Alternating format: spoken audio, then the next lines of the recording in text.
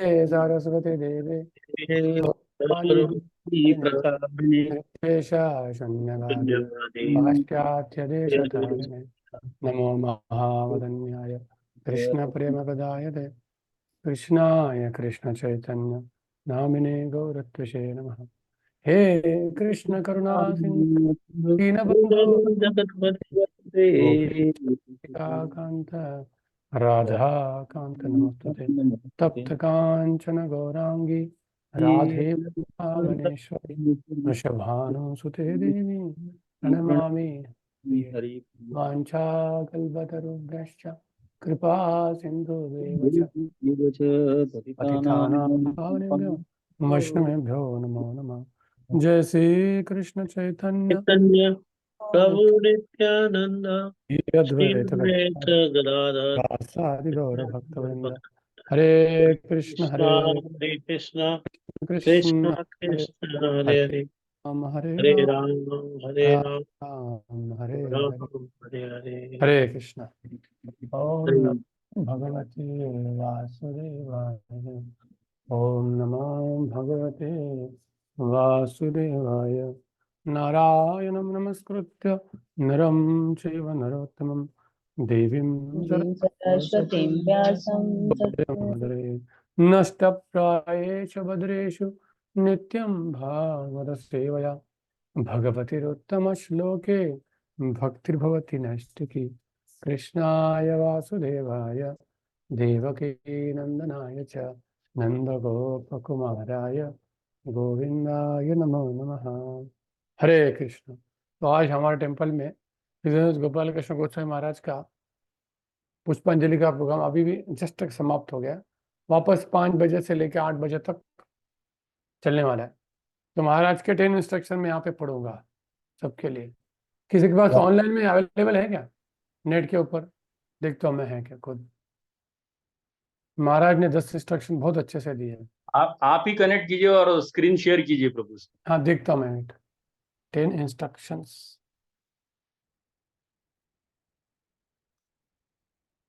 गोपाल, हाँ आ गया।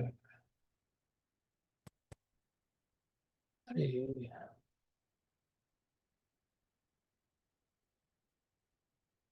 एक मिनट ना।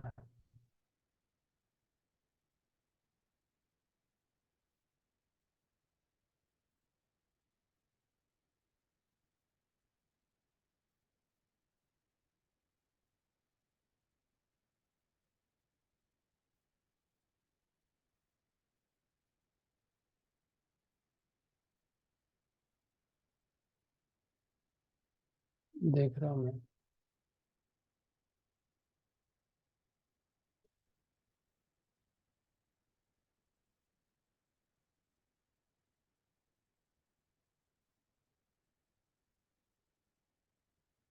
या हमारे इसमें इंस्टाग्राम में सब खुलता नहीं है और ये सब उसी पे है, वो खुलेगा नहीं हमारे इसमें। वो प्रॉब्लम आ रहा है। अपना मेरे पास है प्रभु जी, अगर आप तो उसको शेयर करिए ना आप, शेयर कीजिए। शेयर करने का राइट है। नहीं है प्रभु जी। एक मिनट। हाँ अभी दे दिया। शेयर करने का राइट है ना? अभी नहीं, अभी दिया मैंने, कीजिए। कौन प्लीज कीजिए उसको, हम उसको पढ़ेंगे। वाह जय। अभी हमको यहाँ पे सब गिफ्ट मिला है ना? हिंदी में, इंग्लिश में, मराठी। ठीक है मैं उसको समझा दूँ। ठीक है पहला क्या है? नमा विष्णुपदाय कृष्ण पृष्ठाय भूतले श्रीमते गोपाल कृष्ण गोस्वामी नामिने नमा विष्णुपदाय कृष्ण पृष्ठाय भूतले श्रीमते भक्ति वेदांत सरस्वती देवे गौरवाणी प्रचारणे निर्विशेष शून्यवादी पाश्चात्य देशधारिणी।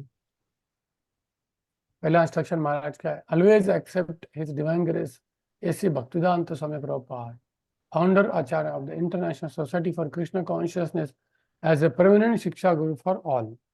सदैव कृष्ण कृपा मूर्ति अभय चरणारविंद भक्तिवेदांत स्वामी प्रभुपाद, जो अंतर्राष्ट्रीय कृष्ण भावना संघ के संस्थापक आचार्य हैं, को सर्वकालिक पूर्व प्रतिष्ठित शिक्षा गुरु के रूप में स्वीकार करें।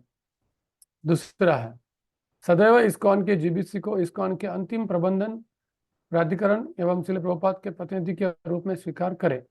और इसलिए इसके निर्देशकों तथा मार्गदर्शनों का पालन करें। तीसरा, इस्कॉन और श्रील प्रभुपाद की अनुकरणीय प्रतिनिधि बनने के लिए अपना जीवन व्यतीत करें। चौथा, इस आंदोलन को आगे बढ़ाने के लिए अन्य अभी सभी इस्कॉन भक्तों के साथ मिलकर सहयोग करें। 5, जब आप में से कुछ शिष्य गुरु और सन्यासी बनने के लिए पर्याप्त रूप से प्रगति कर लेते हैं तो उन सेवकों के लिए जीबीसी के तहत कार्य करने के लिए अधिकृत प्रक्रियाओं का पालन करें। इस्कॉन को कभी न छोड़े। सबसे पहले और सबसे महत्वपूर्ण, अपने आप को इस्कॉन का सदस्य समझे।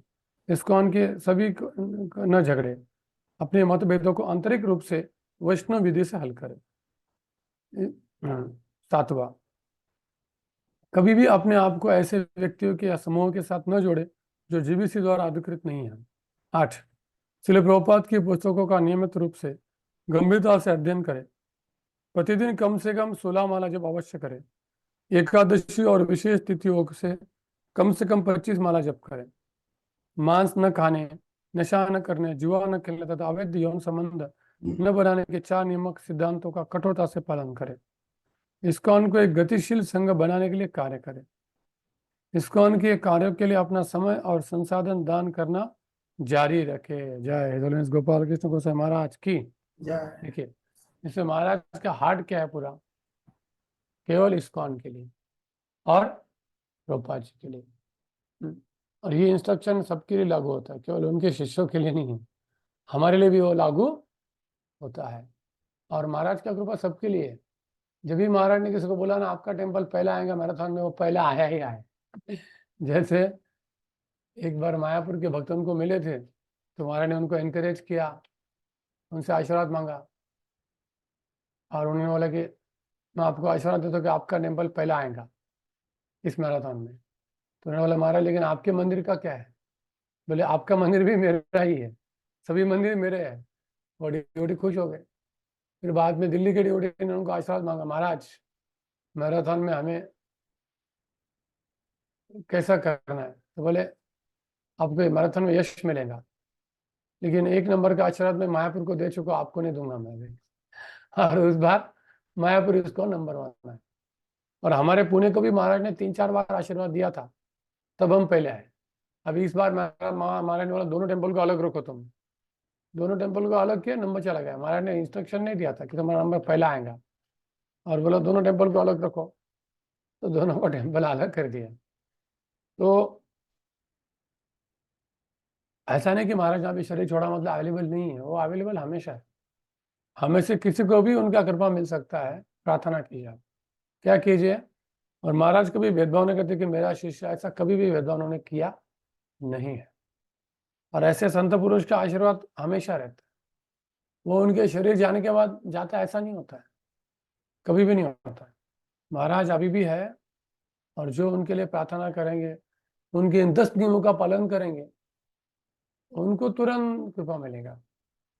और महाराज ऐसे शूर थे कि जो भी इस्कॉन के खिलाफ जाएंगे उसको धज्जी उड़ा देंगे, उसको डरते नहीं थे, उसको कभी छोड़ेंगे। कोई भी उनका शिष्य हो या कोई बड़ा आदमी हो, जो भी इस्कॉन के खिलाफ गया फिर उसको कभी छोड़ेंगे नहीं, क्योंकि इस्कॉन के प्रभुपाद उनके लिए बहुत महत्वपूर्ण था।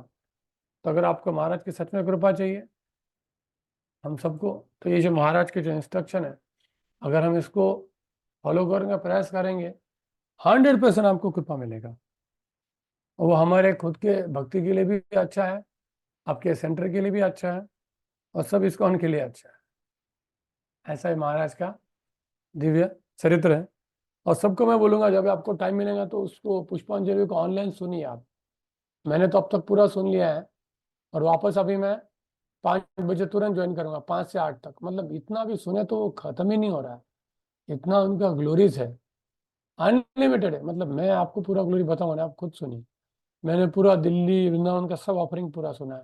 हाँ, द्वारका में भी हो रहा है प्रभु जी। आवाज आ रहा है ना? हाँ, अपने टेम्पल का भी ऑफरिंग में पूरा अभी सुनने वाला हूँ। केवल ऐसे महान संतों के बारे में सुनने से हमारा पाप नष्ट हो जाता है, केवल सुनने से, और भक्ति की शक्ति प्राप्त होती है। हमारे खुद के बलबूते पे हमारा माइंड कभी भी भटक जाएगा, हाँ, इधर उधर भाग जाएगा। लेकिन ऐसे जो महान संत होते हैं, उनका चरित्र सुनने से भक्ति देवी अंदर प्रवेश करती है और भौतिक इच्छा को लात मार के भगा देती है। तो कभी भी आपको कोई भी संत पुरुष का अगर ऐसा व्यास पूजा हो रहा है तो मिस मत करो। अभी हमने हजूर जयप्रदा का महाराज का व्यास पूजा किया, भक्ति चौरा महाराज का, जो जो हो रहा है मैं तो कभी छोड़ता नहीं, क्योंकि फिर सालों सालों हजारों सालों का जो कचरा पड़ा है वो खटक से निकल जाता है, क्योंकि कोई प्रेरणा मिल जाएगा हमें कि अरे ऐसा नहीं करना है। हमको भी पता है हमारे अंदर इतने अनर्थ है, लेकिन हम उसको निकाल नहीं सकते। ये अनर्थ हमारे शक्ति से जाता ही नहीं है। लेकिन जब भी मैंने महाराज के बारे में सुना तो ऐसी शक्ति आई ना कि मेरा अभी मैं आने दो, अनर्थ को ऐसे ऐसे भगा दूंगा मैं। ये उनकी शक्ति होती है, ये महान पुरुषों की क्या होती है, शक्ति होती है। और वो इसलिए तो हमें हमेशा बोला कि महत् सेवाम द्वारम आहुर विमुक्तिस तमो द्वारम योषिताम संगी संगा महंतास्ते समचित्ता प्रशांता विमन्य सुहृद साध भोज। जैसे महान संत होते हैं उनकी कृपा बहुत महान होती है। महत् सेवाम, उनकी सेवा करने से हमारे मुक्ति के द्वार ये क्या हो जाएंगे, विमुक्ति द्वार खोल जाएंगे।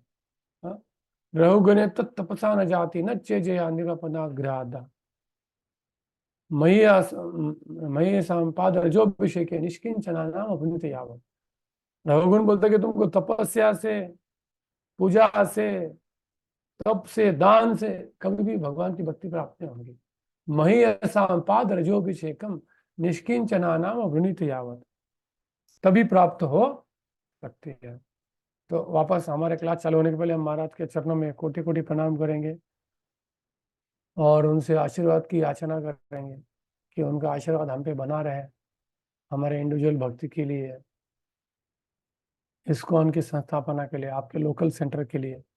महाराज हमेशा नरसिंह स्तुति गाते थे, नरसिंह कवच, किसके लिए, इस्कॉन की सुरक्षा के लिए, खुद की सुरक्षा के लिए नहीं गाते थे, इस्कॉन की सुरक्षा के लिए हर दिन नरसिंह कवच गाते थे। मतलब इतना उनको इस्कॉन के प्रति प्रेम है ना। और ऐसा उनका ये चरित्र है। और देखना कभी भी प्रवचन में महाराज अपने इधर घड़ी को हाथ लगाते, मैं बोलता था घड़ी को क्यों हाथ लगा रहे, और सडनली बिडबैग में हाथ डालते थे, क्योंकि वो घड़ी उनको प्रभुपाद जी ने दिया है और जो बिडबैग है वो प्रभुपाद का है, मतलब प्रभुपाद ने उनको दिया है माला, इसलिए वो लेक्चर के बीच में माला को हाथ लगाएंगे, घड़ी को हाथ लगाएंगे। मेरे को बाद में पता चला कि किसी ने बोला कि महाराज को प्रभुपाद ने दिया है ना, इसलिए उसको बार बार वो हाथ लगाते हैं और हमेशा प्रभुपाद जी का वो क्या करेंगे, स्मरण करते हैं। हाँ, कितना उनको अपने गुरु के प्रति आसक्ति है, हमें कब ऐसा प्राप्त होगा। और जो भी उनको यश प्राप्त हो रहा है, हाँ महाराज को यश प्राप्त हुआ है, इतना जो पिचिंग किया उसका एक ही कारण कि उनका प्रभुपाद के प्रति बहुत ज्यादा श्रद्धा था और उनके इंस्ट्रक्शन में आप क्लियर कर देखिए। इसलिए हमें हमेशा प्रभुपाद जी को हमेशा हमें केंद्र में रखना है और जितने भी हमारे जो गुरु है प्रभुपाद के शिष्य उनका भी बहुत सम्मान करना है। क्यों, क्योंकि वो प्रभुपाद जी का सेवा कर रहे हैं, इसलिए हमें उनका क्या करना है, सम्मान करना है। हमने तो प्रभुपाद जी को देखा नहीं, लेकिन इन महान महान संतों के द्वारा ही हम प्रभुपाद जी को जान सकते कि कैसा प्रभुपाद जी का चरित्र रहेगा, है ना, कि ऐसे ऐसे व्यक्तित्वों का उन्होंने निर्माण किया है, तो प्रभुपाद जी कैसे रहेंगे। गुरु हमेशा अपने शिष्यों के द्वारा रहता है, इसलिए गुरु का कभी मृत्यु नहीं होता, कभी भी नहीं होता, क्योंकि वो हमेशा अपने शिष्यों द्वारा और अपनी इंस्ट्रक्शन द्वारा वो हमेशा रहते हैं।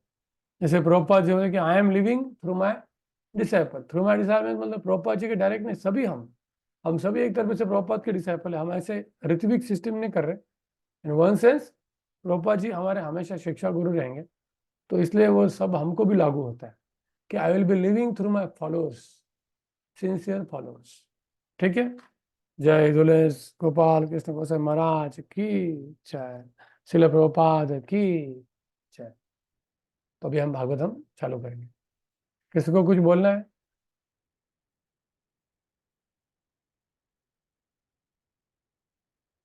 चलिए हरे कृष्ण प्रभु जी, धन्य प्रणाम। बोलिए प्रभु, कौन बोल रहा है? दयालु प्रदास बोल रहे प्रभु जी, कहाँ से? आपका आवाज नहीं आ रहा। हाँ दिल्ली बोलिए। से। हाँ दयालु पुरुष प्रभु बोलिए। हाँ, आज द्वारका में हो रहा है प्रभु जी महाराज का वो ग्लोरिफिकेशन। कहाँ?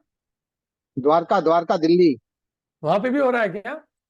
हाँ जी, हाँ जी, हाँ जी, वाह वाह, आज हो रहा पुणे में भी हो रहा है, पूरे दुनिया है, में बहुत होगा। बढ़िया। ये पूरे 15 दिन तक सुनहरा पीरियड है, हाँ मतलब जी, बस हाँ जी, सुनते रहो, ऐसा लग रहा है कि दिन भर सुनते रहो सुनते रहो सुनते रहो, यानी हम लोग लिमिट। पंजाबी बाग वालों ने भी करा था ऑर्गेनाइज, हाँ पिछले संडे को हुआ था। हाँ बराबर है। अभी हर जगह हम्म। पे चलते रहेंगे, 1 महीना 1 साल तक यही चलते रहने वाला है ना। मैं तो एक बुक ले अभी रहा हूँ। महाराज का जो जस है ना, अभी प्रभुपाद जी की तरह भी फैलता जा रहा है, पूरा चारों तरफ हाँ, चलता जा क्या रहा है। होता है ना कि महाराज ने किसी को उनके बारे में बताने नहीं दिया ना, लेकिन अभी से हाँ। पता चलेगा। वैष्णव ये तो है। होता है, वो ह्यूमिलिटी के कारण अपना यश कभी फैलने नहीं देता है, लेकिन हाँ। उसके बाद भगवान उसको फैलते हैं।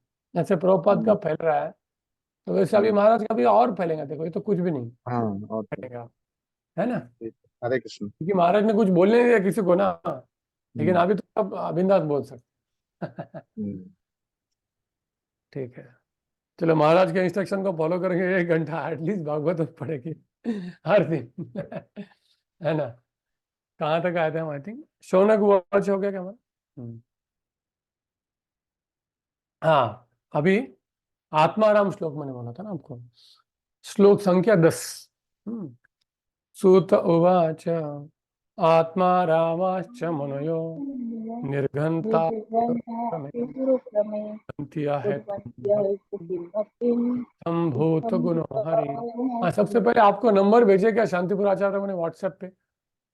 हाँ, कितने वो भक्तों? ग्रुप पे डाला हूँ, लेकिन अभी वो मेरे ख्याल से अगले इसमें होगा ये।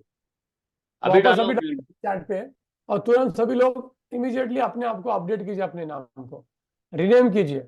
सबसे पहले आपका नंबर डालिए। आप सभी लोग रिनेम कर सकते हो, रिनेम करने का ऑथोराइटी दिया है ना। प्रभु जी रीनेम का ऑप्शन नहीं आता है। क्या आता है? कैसे क्या नहीं? नहीं आता है प्रभु जी, मैंने देखा अभी, नंबर तो नहीं, मिला आपको लेकिन आपको है उधर, पार्टिसिपेंट्स को नहीं है।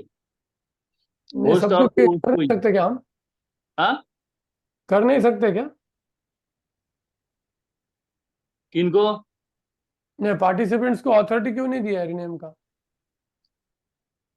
नहीं, उनके मोबाइल में करना पड़ेगा, जो जिस मोबाइल से वो कनेक्टेड है नहीं, बट वो उस बोल रहे कि मोबाइल उनको में मिल कर नहीं सकते। रहा ऑप्शन वो। ऑप्शन नहीं आ रहा है प्रभु जी रीनेम का। नहीं नहीं, नहीं, तुम्हारे इसमें तुम्हारे मोबाइल में तुम्हारे मोबाइल में नाम चेंज करना पड़ेगा और प्रभु नंबर जी डालना पड़ेगा। नाम चेंज करने के लिए वो रीनेम का ऑप्शन आता है, वो ऑप्शन ही नहीं आ हाँ, रहा है। हरे ऑप्शन कृष्णा आता प्रभु है। जी। ऑप्शन हरे कृष्णा हाँ बोलिए। प्रभु जी, वो जब स्टार्टिंग करते हैं ना जूम, तो पूछता है, वहां से चेंज कर सकते हैं। नहीं, लेकिन रिनेम का ऑप्शन आता है ना, अभी वापस थोड़ी हाँ, हाँ आता है। इसमें जब दो ही स्टार्टिंग ऑप्शन करता दिखा है रहे, तो आता है प्रभु जी। अरे इसमें नहीं दो ही प्रभु, ऑप्शन दिखा रहे प्रभु जी, रेज हैंड और अनम्यूट, बस। और ऐसे एक तो हाँ रीनेम का नहीं भी आ आता रहा है, तीसरा नहीं आता है प्रभु जी। नहीं आ रहा है मुझे भी प्रभु क्यों जी नहीं आ रहा हमारे। है? मुझे भी नहीं आ रहा है, पता नहीं। एनीवे ऐसा कैसे हो रहा है? स्टार्टिंग में पहले जूम में ऑप्शन आता था, अभी कैंसिल कर दिया। ये प्रभु जूम जी की आता है सेटिंग में वो आएगा प्रभु जी। स्टार्टिंग में अपना आई थिंक जूम ने जूम की अभी वो सेटिंग में निकाल आएगा दिया। प्रभु जी। मेरा तो हर आएगा। किसी को होस्ट करना पड़ेगा, तब जाके रिनेम हो जाएगा वो। काम नहीं कीजिए, प्रभु जी, मुझे आप ऐसा नहीं लिस्ट करना भेजिए, मैं पड़ता। कवर करता हूँ। मुझे आप लिस्ट हाँ, तुम भेजिए, पहले जूम स्टार्ट करो, पे डाल दीजिए। नेम चेंज करो आप और फिर वापस खोजिए, शुरू करो। जूम के इधर चैट पे जाओ। डाल दीजिए, मैं ये बोलता हूँ। आपका जो मोबाइल है जिसमें वो नाम आपने लिखा हुआ है, उधर ही आपको नंबर देना पड़ेगा वो। लेकिन अभी नहीं कर सकते, लॉग इन करते अभी नहीं, समय। अभी रनिंग में नहीं कर सकते। अभी अगले बार कीजिए। अभी आप हाँ टेम्पररी मुझे चैट पे सब नंबर भेज दीजिए, मैं बरोबर असाइन करता हूँ फिर। ठीक है, अब मैं आपको भी डालू क्या? वो मैंने नहीं ग्रुप मुझे पे डाला चैट है। भेजिए, चैट में भेज दीजिए। चैट चैट में ना हाँ, टाइप चैट में कॉपी करता कर हूँ। दीजिए, तब तक हम पढ़ेंगे। ठीक है। ओके। तो हुआ अच्छा, आत्मा रामाश्च मनयो निर्गंताप्य रुक्रमे कुर्वन्ति अहेतु किम भक्तिम इत्थम भूत गुणो हरि। सुखलिनी माता जी को आप, मैंने कल पढ़ने नहीं देना, आप पढ़िए। मेरे को याद है मैंने किसको किसको पढ़ने को दिया था। पढ़िए, अनम्यूट कीजिए। आवाज आ रहा है मैं जो बोल रहा हूँ? हाँ, पढ़िए ना आप, अनम्यूट कीजिए खुद को। ठीक है, उनको समझा नहीं क्या? और किसको दिया नहीं मैंने ऑप्शन? मेरी आवाज आ रही है ना आपको? हाँ, प्रेमा भक्ति माता जी ने हाथ ऊपर किया, फिर ठीक है, पढ़िए आप। हरे कृष्ण प्रभु जी। हाँ पढ़िए। जो आवाज आ रही है ना प्रभु जी? हाँ आ रही, थोड़ा जोर से। जो आत्मा में आनंद लेते हैं, ऐसे विभिन्न प्रकार के आत्माराम और विशेष रूप से जो आत्म साक्षात्कार के पद पर स्थापित हो चुके हैं, ऐसे आत्माराम यद्यपि समस्त प्रकार के भौतिक बंधनों से मुक्त हो चुके हैं, फिर भी भगवान की अनन्य भक्तिमय सेवा में सतत इच्छुक रहते हैं। इसका अर्थ यह हुआ कि भगवान में दिव्य गुण है, अतएव वे मुक्तात्माओं सहित प्रत्येक व्यक्ति को आकृष्ट कर सकते हैं। तात्पर्य पढ़ो प्रभु जी। हाँ पढ़िए। तात्पर्य, भगवान श्री चैतन्य महाप्रभु ने प्रत्येक अपने प्रमुख भक्त श्री सनातन गोस्वामी के समक्ष इस आत्माराम श्लोक की व्याख्या अत्यंत विशद रूप में की। उन्होंने इस श्लोक में 11 तत्वों का संकेत किया है। ये है आत्माराम मुनयः निर्ग्रंथ अपि च कुर्वन्ति अहेतुकीं भक्तिम इत्थं भूतगुण गुणा विश्व प्रकार संस्कृत कोश के अनुसार आत्माराम शब्द के 7 पर्याय है, जो इस प्रकार है: ब्रह्म, परम सत्य, शरीर, मन, प्रयत्न, सहिष्णुता, बुद्धि तथा युक्तिगत आदतें। मुनया शब्द का प्रयोग इन अर्थों में होता है: जो विचारवान है, जो सेकंड जो गंभीर तथा शांत है, थर्ड तपस्वी, फोर्थ जो हठ है, फिफ्थ परिव्राजक, 6 ऋषि तथा 7 साध संत। निर्गंत शब्द में निम्नलिखित भावों का वहन होता है: फर्स्ट जो अविद्या से मुक्त है, सेकंड जिसका शास्त्रीय आदर्शों से कोई संबंध नहीं है, अर्थात जिसे नीति, ग्रंथों, वेदों, दर्शन, मनोविज्ञान तथा तत्वज्ञान आदि में वर्णित विधि विधानों के पालन करने की व्यवस्था नहीं है। दूसरे शब्दों में मूर्ख, अशिक्षित, बदमाश आदि जिन्हें विधि विधानों से संबंध नहीं होता। थर्ड पूंजीपति तथा फोर्थ निर्धन भी। शब्दकोश के अनुसार नि उपसर्ग का प्रयोग एक निश्चित तथा सेकंड गणना, थर्ड निर्माण, फोर्थ निषेध के लिए होता है, और ग्रंथ शब्द धन, पुस्तक, शब्दकोश आदि के अर्थ में प्रयुक्त होता है। हाँ। अभी क्या होता है, इस श्लोक के अर्थ क्यों बदलते हैं? अभी देखो, आत्माराम शब्द के इतने अर्थ है, तो एक अर्थ को लेके उसका व्याख्या कितना बदल जाएगा, तो ये तो हम समझेगा नहीं ज्यादा, लेकिन हम धीरे धीरे पढ़ रहे हैं। तो चैतन्य महाप्रभु ने सौरभ भट्टाचार्य को कैसे समझाया होगा, और जब सौरभ भट्टाचार्य ने जब खुद 10 प्रकार के अर्थ बोले और महाप्रभु ने उसको हाथ में लगाया और 24 प्रकार के अर्थ बताए, तब सौरभम ने बोला कि आप भगवान हो। कोई भी मानव ऐसा काम कर नहीं सकता जो आपने यहाँ पे करके दिखाया, क्योंकि आज तक मैंने ऐसा कोई विद्वान देखा ही नहीं कि जो इतना प्रगल्भ हुए तरीके से आत्माराम शब्द का अर्थ बता सकता है। और उस समय सौरभ भट्टाचार्य ने भगवान की शरणागति स्वीकार ली। ठीक है, आपने मुझे नंबर भेजा है ना, 1 मिनट माता जी, अभी आप हो गया ना। एक पवन बुते के प्रभु पढ़िए। अभी मैं नंबर से सीधा बोलने वाला है कि नहीं, आपको होना चाहिए। ठीक है, नहीं है। हरीश प्रभु पढ़िए, हरीश चौटानी प्रभु है क्या? ये नंबर से मुझे पता चलेगा कि डिवोटी है कि नहीं, और जस्ट लॉग इन करके चले गए। अभी देखो, मतलब है कि नहीं पता है, अभी शांतिपुर आचार्य प्रभु को क्लियर हो जाएगा, जिसका वीडियो आप है वो है कि नहीं। ठीक है, कश्मीरा माता जी है, पढ़िए, है क्या? नहीं है। सुंदर कृष्ण प्रभु है? नहीं है। 5वां विनोद कृष्ण प्रभु का कल पढ़ा था क्या आपने? देखो, वो भी नहीं है। मंगल गौरांगी माता जी है, 6ठा नंबर,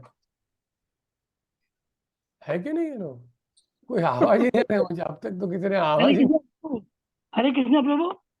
कौन है? हरे कृष्ण। अभी 36 लोग हैं प्रभु जी, उसमें बहुत सारे हैं। तो हरे कृष्ण प्रभु। हाँ बोलिए, कौन बोल रहा है? वो तो बोलिए। डॉक्टर दोपाइन दास बोलता हूँ प्रभु, मेरा नाम लिस्ट में नहीं है। नहीं, हाँ तो ठीक है ना, मैं आपका नाम लूंगा, टेंशन मत लीजिए। क्यों नहीं है, इसका कारण क्या है? वो शांतिपुर आचार्य में उसका आंसर दीजिए, उनका नाम क्यों नहीं है?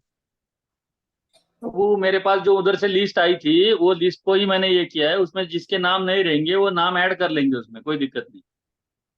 अभी जिनके नाम नहीं है वो लिस्ट में, यानी उसी ग्रुप में ऐड करके नीचे डाल दीजिए, और अपना नंबर 62 के आगे डाल दीजिए ना कि उसको। दयालु पुरुष।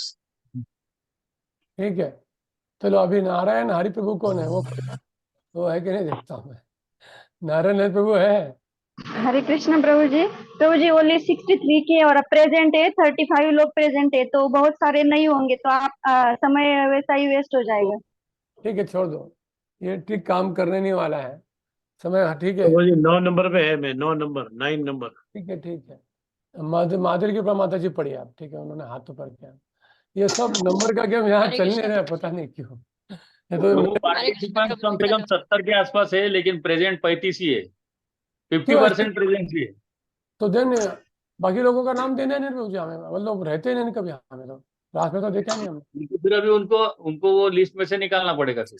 हाँ, क्योंकि अननेसेसरी आपको मेंटेन करना पड़ रहा है ना, है कि नहीं? और प्रभु जी हरे उसमें ना कृष्णा। कैसे इनिशिएटेड नाम होना चाहिए। इनिशिएटेड हम लोग ने ऑलरेडी अपने नाम दिए, उसमें इनिशिएटेड नाम नहीं है, हमारे मटेरियल नाम है। ठीक प्रॉब्लम है, प्रॉब्लम क्या होता है, वो मटेरियल नाम से मुझे मालूम नहीं ना कि इनिशिएटेड नाम आपका क्या है।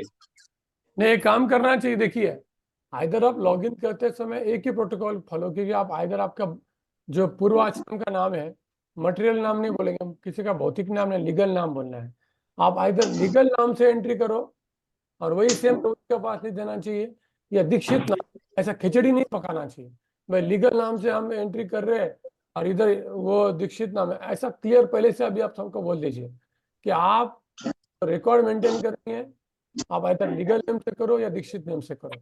और अभी सबको आप व्हाट्सएप में भेज दीजिए कि कृपया जब आप लॉग इन करते हो तो आपका नंबर पहला आना चाहिए, और आइदर आप एक ही प्रोटोकॉल फॉलो करो, लीगल नेम या दीक्षित नेम को डिस्कस करो आपस में, है ना बाबू। अगले सेशन में नंबर पहले आना चाहिए और आइदर लीगल नेम और दीक्षित नेम। देखिए आपको डेटाबेस में इतना गड़बड़ हो जाएगा, आपको मैं बता रहा हूँ। हर यूनिट टेस्ट में लोग अलग अलग नाम करेंगे, खिचड़ी सेम हो जाएगा। हाँ, कौन सा किसका मार के स्पेलिंग मिस्टेक हो, जो कोऑर्डिनेटर है उसका तो हालत खराब हो जाएगी, है ना। एक ही प्रोटोकॉल फॉलो करने का। वो क्या हरे होता है कृष्ण प्रभु प्रभु, जी। कोई अगर किसी दूसरे का फोन लेकर के ऐड हो जाता है ना, हम्म। तो वो नाम अलग ही रहता है, फिर वो तो तो ट्रेस आउट भी नहीं होता है। भाई मैं दूसरे का नाम नंबर ले को, आपका प्रोटोकॉल पता है ना, तो वैसे देख ध्यान देना जब लॉगिन कर रहा होता मैं। और रिनेम करने का फैसिलिटी आजकल क्यों चला गया है, पता नहीं, पहले कर सकते थे, अभी क्यों नहीं दिखा रहा, देखता हूँ मैं। नहीं नहीं, अभी अभी को होस्ट बनाना पड़ता है, तब जाकर के वो अथॉरिटीज आती है उसको। नहीं मैं देखता हूँ, वो जो सेटिंग किया है ना उसने निकाल दिया होगा, नहीं तो रिनेम तो हाँ, कोई कर सकता है। मैंने अभी करना आज चाहिए एक्चुअली, वो बेसिक है वो। मैंने आजुने सब लोग अभी थोड़ा आपके सामने ना मैं डांट दिया उनको। मैंने उनको बोला था कि मुझे ये वे होस्ट निकाल दो, उन्होंने निकालना, अभी मैंने बोला आज के आज आप कर दो आप जाके। तो उनको और एक बोलता हूँ रिनेम करने का फैसिलिटी दे दो उनको, है ना। दोनों उनके हाथ में नहीं है, वो बीवीआरए में जाके करना पड़ता है। बीवीआरएम में करना पड़ेगा। ठीक है माता जी पढ़िए आप, हाथों पर क्या हरे कृष्ण प्रभु जी, दंडवत प्रणाम। उरुक्रम। क्रम शब्द का अर्थ है वह जिसके कार्यकलाप महिमा मंडित है। क्रम का अर्थ है पग या कदम। उरुक्रम शब्द विशेष रूप से भगवान के वामन अवतार का सूचक है, जिन्होंने अपने अमाप्य पगों से सारे ब्रह्मांड को नाप लिया।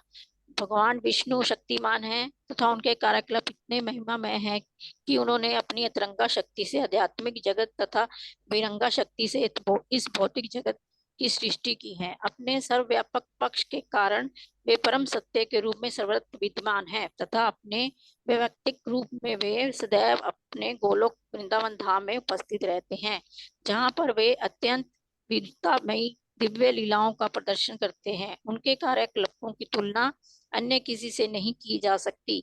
एक्तव्य उरुक्रम शब्द उन्हीं को शोभा देता है। बस संस्कृत क्रिया बस व्यवस्था। तो उरुक्रम शब्द का अर्थ क्या होता है कि जिनका कोई तुलना नहीं कर सकता है। उरुक्रम मतलब वामन देव का पैर जो था वो ब्रह्मांड को भेद के चला गया और वहां से फिर गंगा जी आई उनके पैर को धोके। तो इसलिए ऐसे क्रिया जो इस भौतिक जगत में कोई कर नहीं सकता है। अक्षय लीला, और उनकी लीला कभी क्षय होती नहीं है और एकदम अनोखी होती है, अद्भुत लीला, है ना। तो एक शब्द उरुक्रम उसका ये अर्थ है। विनोद कृष्ण प्रभु है क्या? आगे नहीं नहीं, बस बस अभी दूसरे ड्यूटी पे सबका होना चाहिए। क्या मेरा समय जाता उसमें कोई ठीक है, प्रिया माता जी पढ़िए आप। अभी मैं किसी को जिसका वीडियो ऑफ हरे है उसको कृष्ण। हाँ संस्कृत क्रिया व्यवस्था के अनुसार कुर्वन्ति का अर्थ है किसी अन्य के लिए काम करना। इसका अर्थ यह हुआ कि आत्माराम भगवान की भक्ति अपने स्वार्थवश नहीं अपितु भगवान उर्क्रम की प्रसन्नता के लिए करते हैं। हेतु का अर्थ है कारण। मनुष्य की इंद्रिय तुष्टि के लिए अनेक कारण हो सकते हैं और उनका वर्गीकरण भौतिक भोग, योग शक्ति तथा मुक्ति के रूप में किया जा सकता है, जिसकी कामना सामान्यतया सारे प्रगतिशील व्यक्ति करते हैं। जहाँ तक भौतिक भोग का सवाल है, भोग तो अनेक है और भौतिकतावादी उनकी संख्या बढ़ाते रहने के लिए उत्सुक रहते हैं, क्योंकि वे माया के वश में होते हैं। भौतिक भोगों का न तो कोई अंत है, न ही कोई भौतिक जगत में ये सारे भोग किसी एक व्यक्ति में आ सकते हैं। जहाँ तक योग शक्तियों का प्रश्न है, उनकी संख्या 8 है। अणिमा, लघिमा, प्राप्ति, प्राकाम्य आदि। इन योग शक्तियों का उल्लेख भागवत में हुआ है। मोक्ष के 5 प्रकार है। अतः अनन्य भक्ति का अर्थ है उपर्युक्त व्यक्तिगत लाभों की आकांक्षा से रहित होकर सर्वशक्तिमान भगवान श्री कृष्ण समस्त प्रकार के व्यक्तिगत लाभों से मुक्त ऐसे अनन्य भक्तों द्वारा पूर्णतया प्रसन्न किए जा सकते हैं। भगवान की अनन्य भक्ति विभिन्न अवस्थाओं से होकर प्रगति करती है। भौतिक क्षेत्र में भक्ति अभ्यास के 81 विभिन्न गुण है और इन सब के ऊपर भक्ति का दिव्य अभ्यास होता है जो एक है और साधन भक्ति कहलाता है। जब साधन भक्ति का अनन्य अभ्यास भगवान के दिव्य प्रेम में परिपक्व होने लगता है, तो भगवान की दिव्य प्रेम भक्ति 9 अवस्थाओं क्रमशः विकसित होने लगती है। ये है आसक्ति, प्रेम, स्नेह, अनुभव, प्रणय, राग, अनुराग, भाव तथा वियोग। निष्क्रिय भक्त की आसक्ति भगवान के प्रति दिव्य प्रेम की अवस्था तक बढ़ती है।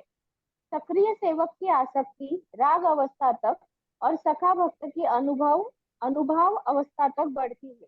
यही हाल मातृ पितृ भक्तों का है। माधुर्य प्रेम में भक्तगण विरह अवस्था तक भाव को बढ़ाते हैं। भगवान की अनन्य भक्ति के ये कुछ लक्षण है।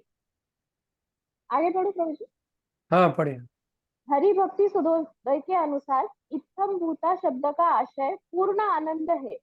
निराकार ब्रह्म की अनुभूति से प्राप्त दिव्य आनंद की तुलना गोकुल में आने वाले रंच मात्र जल से की जा सकती है। भगवान के दर्शन रूपी सागर की तुलना के आगे यह तुच्छ है। भगवान श्री कृष्ण का निजी रूप इतना आकर्षक है कि यह अपने समस्त आकर्षण, समस्त आनंद तथा समस्त रसों को संजोए है। ये आकर्षण इतने प्रबल है कि कोई भी व्यक्ति इनका विनिमय भौतिक भोग, योग शक्ति तथा मुक्ति से नहीं करना चाहता। इस कथन के समर्थन के लिए किसी तर्क की आवश्यकता नहीं है। मनुष्य अपने स्वभाव से ही भगवान कृष्ण के गुणों के प्रति आकृष्ट होता है।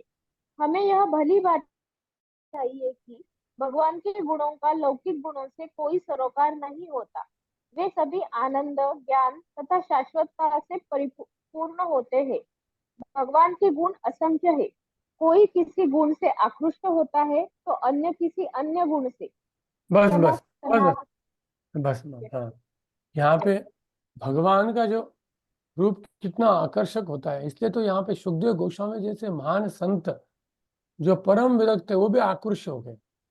इत्थम इत्थम भूत गुणो हरि, क्या बोला गया है? इत्थम भूत गुणो हरि, कि ऐसे भगवान के गुण है कि वो सबको आकर्षित कर लेते हैं। सुखदेव जैसे निराकारवादी जो स्टार्टिंग से ही मुक्ति के लेवल के ऊपर है, तो क्यों न हम ऐसे भगवान की क्या करें, सेवा करें। ये उसका तात्पर्य होता है। ठीक है, अगला जो अभी पैराग्राफ है, विनोद कृष्ण आप पढ़िए, अनम्यूट करके पढ़िए।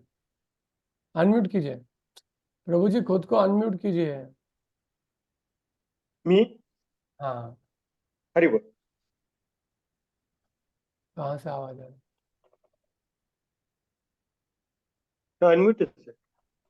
निष्क्रिय भक्त की आसक्ति भगवान के प्रति दिव्य प्रेम की अवस्था तक बढ़ती है।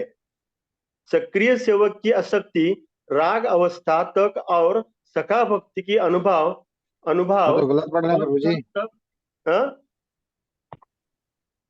प्रभु जी आगे चारों ब्रह्मचारी। लक्षण चारों ब्रह्मचारी है, चारों ब्रह्मचारी यहाँ से तथा सनक सनातन सनंदन, वहां से पढ़ना है आपको। चारों ब्रह्मचारी यथा सनक सनातन सनंदन संतमान जैसे महान। मैं पढ़ू प्रभु? मेरा हाँ, नाम पढ़िए। लिस्ट में नहीं है, मेरा नाम लिस्ट में नहीं है प्रभु। हाँ पढ़िए। हाँ। सनक चारों सनातन पढ़ो प्रभु जी। अरे भाई, एक व्यक्ति पढ़ रहा है तो हमें मतलब कॉन्ड्रेशन कैसे नहीं होता? मेरा सर फट रहा है, पता नहीं क्या है, ये क्या ऐसा है? गड़बड़ क्यों हो रहा है? अभी वो आप बीच में पढ़ना चालू कर दे, बीच में छोड़ दिए, तो कोऑर्डिनेशन होना चाहिए ना। मैं खुद पढ़ूंगा, छोड़ दीजिए। चारों ब्रह्मचारी, आता मैं किसी को चांस देने लगू कि मेरा समय जा रहा है इसमें बहुत। चारों ब्रह्मचारी यथा सनक सनातन सनंदन तथा सनत कुमार जैसे महान भक्त श्री भगवान के चरण कमलों पर अर्पित फूलों की सुगंध तथा चंदन युक्त तुलसी दल से आकृष्ट हुए थे। ऐसे प्रकार श्रील सुखदेव गोस्वामी श्री भगवान की दिव्य लीला से आकृष्ट हुए थे। श्रील सुखदेव गोस्वामी पहले से मुक्त अवस्था को प्राप्त थे, फिर भी वे श्री भगवान की लीलाओं से आकृष्ट हुए। इससे यह सिद्ध होता है कि भगवान की लीलाओं की गुणवत्ता को भौतिक संसर्ग से कुछ लेना देना नहीं होता। इसी प्रकार तरुणी गोपी कुमारियां श्री भगवान के शारीरिक लक्षणों से आकृष्ट हुई और रुक्मिणी श्री भगवान की महिमा का श्रवण करके आकृष्ट हुई। भगवान श्री कृष्ण भाग्य की देवी के मन को भी आकृष्ट करने वाले हैं। विशेष परिस्थितियों में समस्त तरुणियों के मन को मोहित करते हैं। वे वयस्क महिलाओं के मनों को मातृ स्नेह के रूप में आकर्षित करते हैं। वे पुरुष के मन को सेवक तथा सखा भाव में आकृष्ट करते हैं। तो भगवान यहाँ पे बता रहे कि कैसे कैसे वो किसको किसको आकृष्ट करते हैं। गोपियों को कैसे करते हैं, सनक सनातन को कैसे करते हैं, हाँ, बाद में उनके सखाओं को कैसे करते हैं। तो ये यहाँ पे पूरा बताया, मतलब इत्थम भूत गुणोहरि, कि भगवान कैसे सबको अट्रैक्ट कर रहे हैं। तो प्रभुपाद जी उसके लिए एग्जाम्पल दे रहे हैं। जैसे कुब्जा है, उसको भी भगवान ने प्रेम रस में आकर्षित किया, लेकिन पहले कुब्जा के हृदय में काम वासना थी, लेकिन भगवान के चरणों का स्पर्श होने से वो दिव्य प्रेम में रूपांतरित हो गया। भगवान के काम वासना और प्रेम में थोड़ा फर्क होता है। काम वासना वो खुद के एंजॉयमेंट के लिए होती है, और गोपियां जो अपना शरीर देना चाहती भगवान को, भगवान की खुशी के लिए देना चाहती। अगर भगवान की इच्छा है तो भगवान के लिए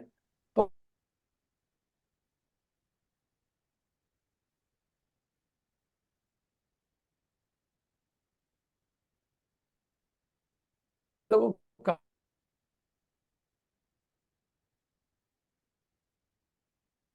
प्रभु जी वॉइस ब्रेक हो रही है। नरक में जाने के लिए रेडी है। इसीलिए गोपियों का क्या है, ये शुद्ध प्रेम है। इसमें काम वासना का कुछ भी क्या नहीं है, लवलेश भी वहां पे नहीं है। ठीक है, लास्ट वाला, हरि शब्द के अनेक अर्थ है, लेकिन इसका मुख्य आशय यह है कि श्री भगवान सभी अशुभ वस्तुओं को नष्ट करते हैं और भक्त के मन को शुद्ध दिव्य प्रेम प्रदान कर लेते हैं। हरि का अर्थ क्या है कि प्रेम दे हरि सर्व अंगमंगल हरि, और सर्व अमंगल को दूर करके प्रेम देते। ये हरि शब्द का मुख्य अर्थ यहाँ पे बोला है। घोर कष्ट में होने पर श्री भगवान का स्मरण करने से मनुष्य के समस्त दुख तथा चिंताएं दूर हो जाती हैं। श्री भगवान शुद्ध भक्त के भक्ति मार्ग से सारे अवरोधों को क्रमशः दूर कर देते हैं और श्रवण कीर्तन आदि नवोदा भक्ति का फल प्रकट होने लगता है। श्री भगवान अपने व्यक्तिगत रूप तथा दिव्य लक्षणों से शुद्ध भक्त के सारे मनोवैज्ञानिक कार्यकलापों को आकृष्ट करते हैं। ऐसी होती है भगवान श्री कृष्ण की आकर्षण शक्ति। यह आकर्षण इतना प्रबल होता है कि शुद्ध भक्त धर्म के चारों सिद्धांतों में से एक की भी लालसा नहीं करता। यह है श्री भगवान के दिव्य लक्षणों के आकर्षक गुण। इनके साथ अपि तथा च शब्द मिलाने से आशय में असीम वृद्धि हुई है। संस्कृत व्याकरण के अनुसार अपि शब्द के 7 पर्याय है।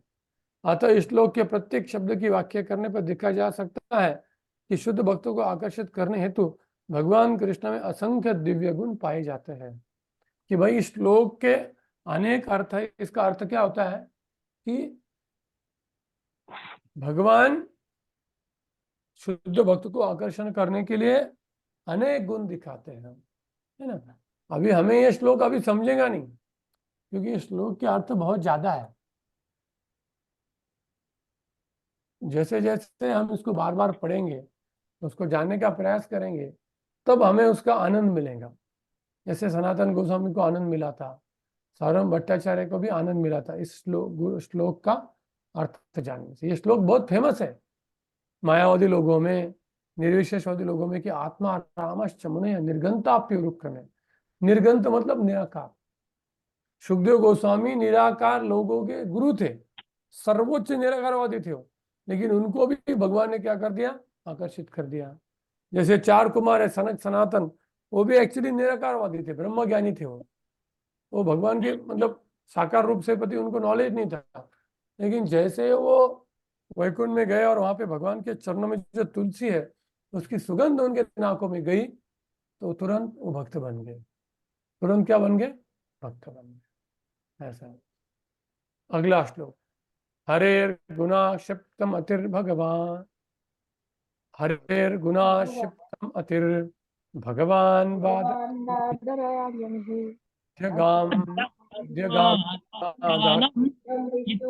विष्णु जनप्रिय। श्रील व्यासदेव के पुत्र श्रील सुखदेव गोस्वामी न केवल दिव्य शक्ति से युक्त थे, अपितु वे श्री भगवान के भक्तों के भी अत्यंत प्रिय थे। इस प्रकार उन्होंने इस महान कथा का अध्ययन किया। तो सुखदेव गोस्वामी का गुण क्या है, केवल वो भागवत कथाकार नहीं थे, वो भगवान के भक्तों को प्रिय थे। तो जब तक हम भगवान के भक्तों को प्रिय नहीं होंगे, आपके जो भी गुण है उसका इतना वैल्यू नहीं होता है।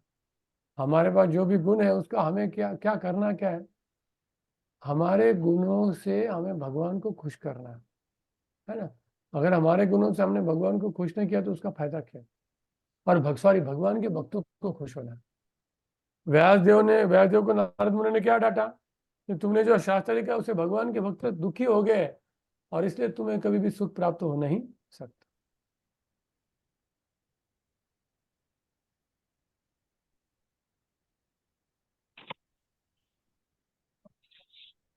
सुनीता माता जी पढ़िए, अनम्यूट करके पढ़िए। हरे कृष्ण प्रभु जी धन्यवाद। ब्रह्म वैवर्त पुराण के अनुसार श्री सुखदेव गोस्वामी अपनी माता के गर्भ में भी मुक्तात्मा थे। श्री व्यास जानते थे कि वह बालक जन्म लेने के बाद कभी घर में नहीं रहेगा, अतएव उन्होंने बालक को भागवत की रूपरेखा सुनाई, जिससे वह भगवान की दिव्य लीलाओं में आसक्त रहता रहे। जन्म लेने के बाद यह बालक भागवत के श्लोकों का पाठ करके और भी अधिक शिक्षित बन गया। भाव यह है कि सामान्य रूप से युक्त पुरुष निराकार ब्रह्म के स्वरूप के प्रति आसक्त होते हैं, क्योंकि पर ब्रह्म से एकाकार होने के उद्देश्य से वे अद्वैतवादी दृष्टिकोण रखते हैं। लेकिन व्यासदेव जैसे शुद्ध भक्तों की संगति से मुक्त पुरुष भी भगवान के दिव्य गुणों के प्रति आकर्षित हो जाते हैं। श्री नारद की कृपा से श्री व्यासदेव ने श्रीमद् भागवत महाकाव्य का वर्णन किया है और व्यासदेव के अनुग्रह से श्री सुखदेव गोस्वामी उसके आशय को ग्रहण कर सके। भगवान के दिव्य गुणों इतने आकर्षक है कि श्री सुखदेव गोस्वामी निराकार ब्रह्म में लीन न होकर उससे विरक्त हो गए और उन्होंने भगवान की निजी लीलाओं को ग्रहण कर लिया। बस बस बस बस बस बस, बस। तो पॉइंट वापस आ गया कि सुखदेव गोस्वामी निराकार ब्रह्मवादी थे, लेकिन भगवान के गुण इतने महान हैं कि वो भगवान से अट्रैक्ट हो गए और उन्होंने भगवान की भक्ति को स्वीकार किया। ऐसे भगवान के क्या है, गुण है। ठीक है, बाल गोपिका माता जी पढ़िए। व्यावहारिक रूप में सुखदेव गोस्वामी अपने मन में यह विचार करते हुए कि उन्होंने ब्रह्म के निराकार रूप की भक्ति में इतना समय व्यर्थ ही गवा दिया, ब्रह्म की निराकार धारणा से विलग हो गए। दूसरे शब्दों में उन्होंने निराकार ब्रह्म की अपेक्षा सगुण रूप में अधिक दिव्य आनंद की अनुभूति प्राप्त की, और उस समय के बाद वे न केवल विष्णु जनों अर्थात भगवत भक्तों के ही अत्यंत प्रिय बन गए, अपितु विष्णु जन भी उन्हें अत्यंत प्रिय हो गए। जो भगवत भक्त जीव की सत्ता को नष्ट नहीं करना चाहते और भगवान के निजी सेवक बनना चाहते हैं, वे निर्वेशवादियों को बहुत अधिक अच्छे नहीं चाहते। इसी प्रकार ब्रह्म से एकाकार होने के इच्छुक निर्वेशवादी भगवत भक्तों का मूल्यांकन कर पाने में असमर्थ होते हैं। इस प्रकार अनंत काल से ये दोनों दिव्य तीर्थयात्री कभी कभी प्रतियोगी बनते रहते हैं।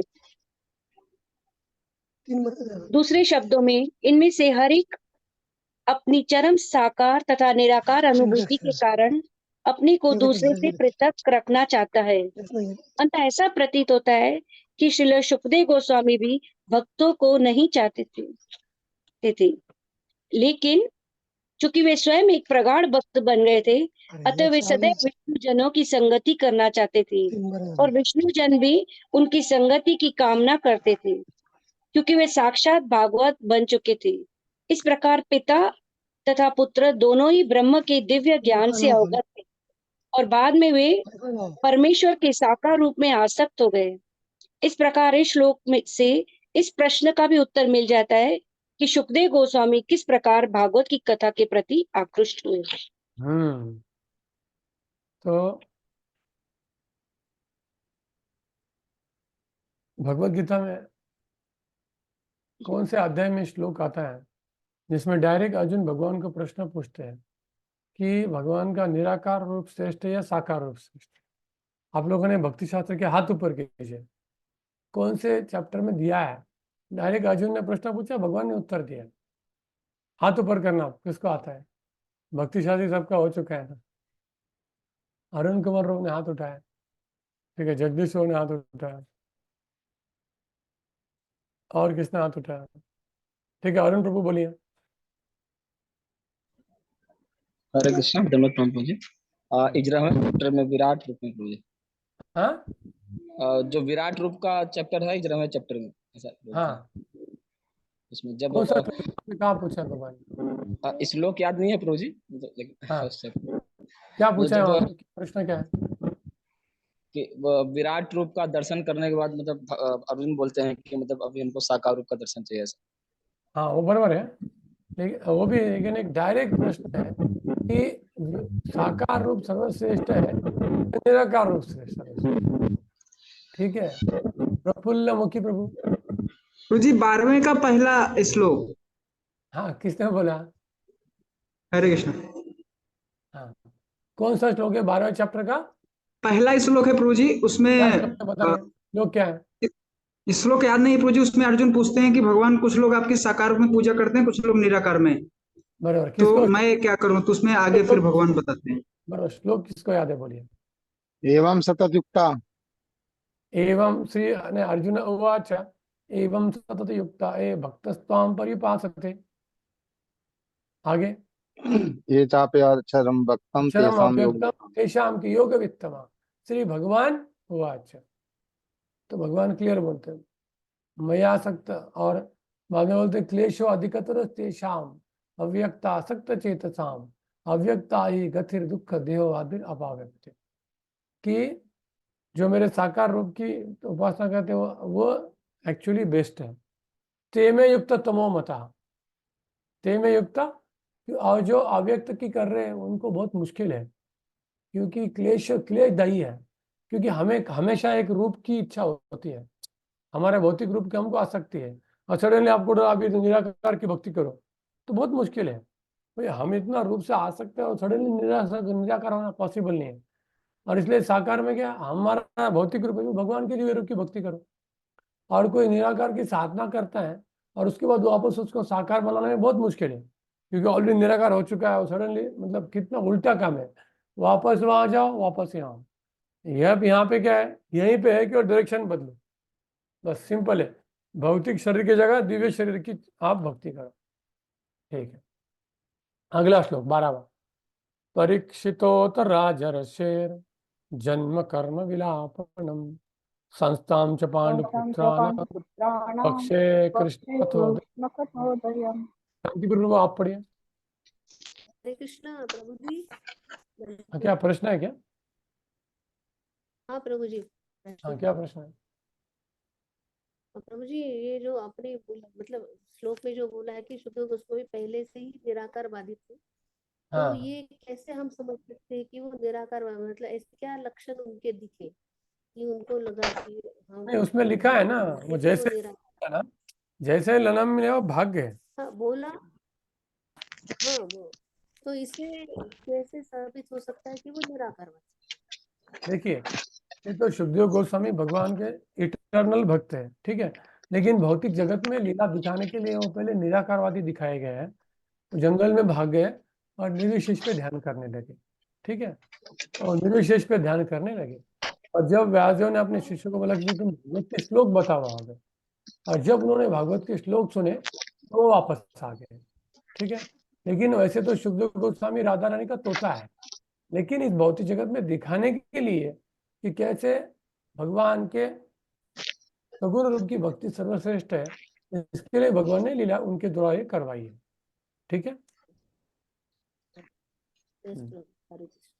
शांतिपुर आचार्य प्रभु उसका ट्रांसलेशन और तात्पर्य पढ़िए। श्रील सूत गोस्वामी ने शौनक आदि ऋषियों को इस प्रकार संबोधित किया।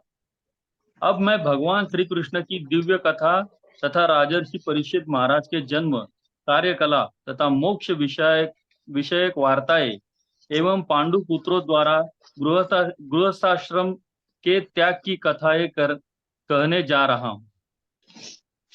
तात्पर्य: भगवान श्री कृष्ण पतितात्माओं पर इतने दयालु है कि वे विभिन्न जीवों के बीच स्वयं अवतरित होते हैं और उनके दैनिक कार्यकलापों में भाग लेते हैं।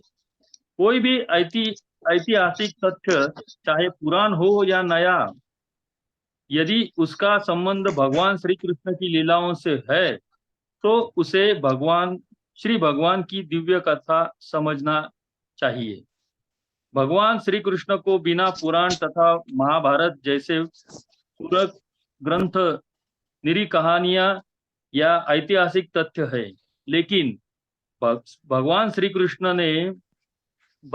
कृष्ण के होने से वे दिव्य बन जाते हैं और उनका श्रवण करते ही हम श्री भगवान से दिव्य रूप से जुड़ जाते हैं।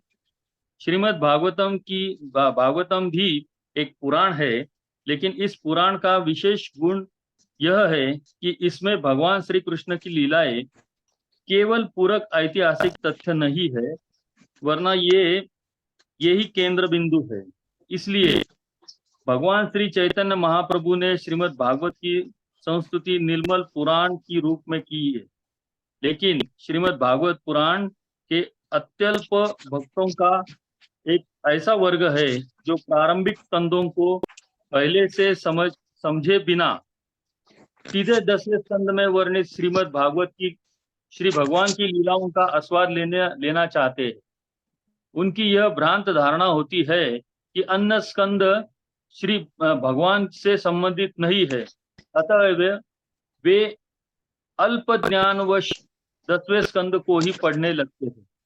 इस पाठकों को यहाँ पर विशेष रूप से बताया जा रहा है कि श्रीमद् भागवत के अन्य स्कंद भी 10वें स्कंद जितने ही महत्वपूर्ण है। किसी को भी अन्य 9 स्कंदों का तात्पर्य समझे बिना 10वें स्कंद की विषय वस्तु में प्रवेश करने का प्रयत्न नहीं करना चाहिए। भगवान श्री कृष्ण तथा पांडवों जैसे उनके शुद्ध भक्त एक समान धरातल पर है। भगवान श्री कृष्ण समस्त रसों में स्थित अपने भक्तों से रहित नहीं होते और पांडव जैसे शुद्ध भक्त भी भगवान श्री कृष्ण से रहित नहीं होते। भक्त तथा भगवान परस्पर जुड़े हुए हैं और उन्हें विलग नहीं किए जा सकते। अतएव उनसे संबंधित सारी बातें भगवान श्री कृष्ण की ही कथा है। अरे मतलब इसमें क्या अभी हमें लग रहा होगा, अरे अभी ये परीक्षित के जन्म कर्म के बारे में क्यों पूछ रहे हो आप, डायरेक्ट कृष्ण के बारे में पूछिए। लेकिन यहाँ पे प्रभुपाद जी बोले कि परीक्षित हो, युधिष्ठिर महाराज हो, भीष्म देव हो, ये भगवान के महान भक्त है, तो इनके बारे में जानना भी मतलब सेम बेनिफिट मिलता है। जैसे श्रीमद् भागवतम में व्यासदेव नारद मुनि के बारे में पूछ रहे हैं, क्योंकि महान भक्तों का संबंध हमेशा भगवान के साथ होता ही है।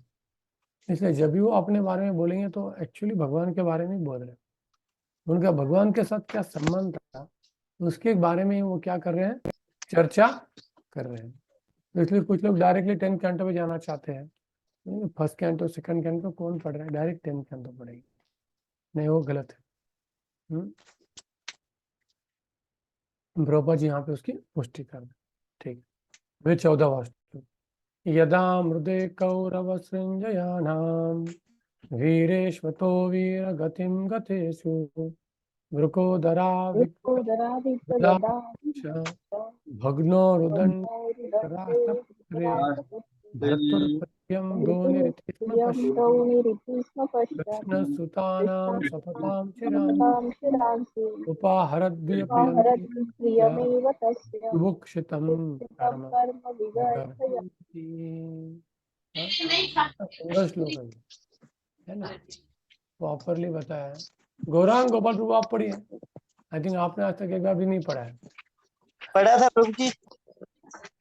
आपके पीछे पंचतत्व कैसे का है, बैकग्राउंड आर्टिफिशियल रियली है।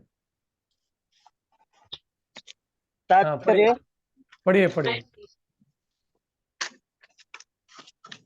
जब दोनों दलों अर्थात कौरवों तथा पांडवों के अपने अपने योद्धागण कुरुक्षेत्र के युद्ध स्थल में मारे जा चुके और मृत योद्धाओं को उनकी इच्छित गति प्राप्त हो गई, और जब भीमसेन की गदा के प्रहार से मेरुदंड टूट जाने से धृतराष्ट्र का पुत्र विलाप करता गिर पड़ा, तो द्रोणाचार्य के पुत्र अश्वत्थामा ने द्रौपदी के सोते हुए 5 पुत्रों के सिरों को काटकर मूर्खतावश उन्हें उपहार स्वरूप यह सोचते हुए उसे अर्पित किया कि इससे उसका स्वामी प्रसन्न होगा।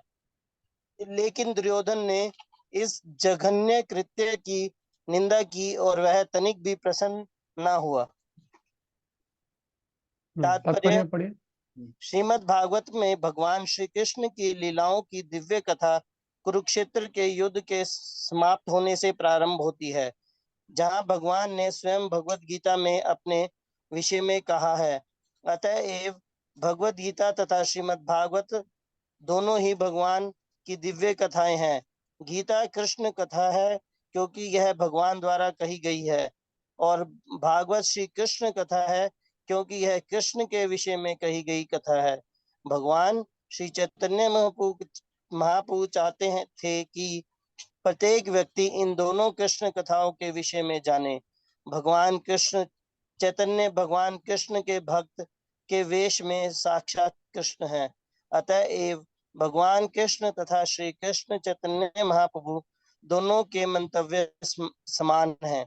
भगवान चैतन्य की इच्छा थी जिन्होंने भारत में जन्म लिया है वे सारे लोग इन कृष्ण कथाओं को गंभीरता पूर्वक समझें और पूर्ण अनुभूति होने के बाद विश्व के प्रत्येक भाग में इस दिव्य संदेश का प्रचार करें।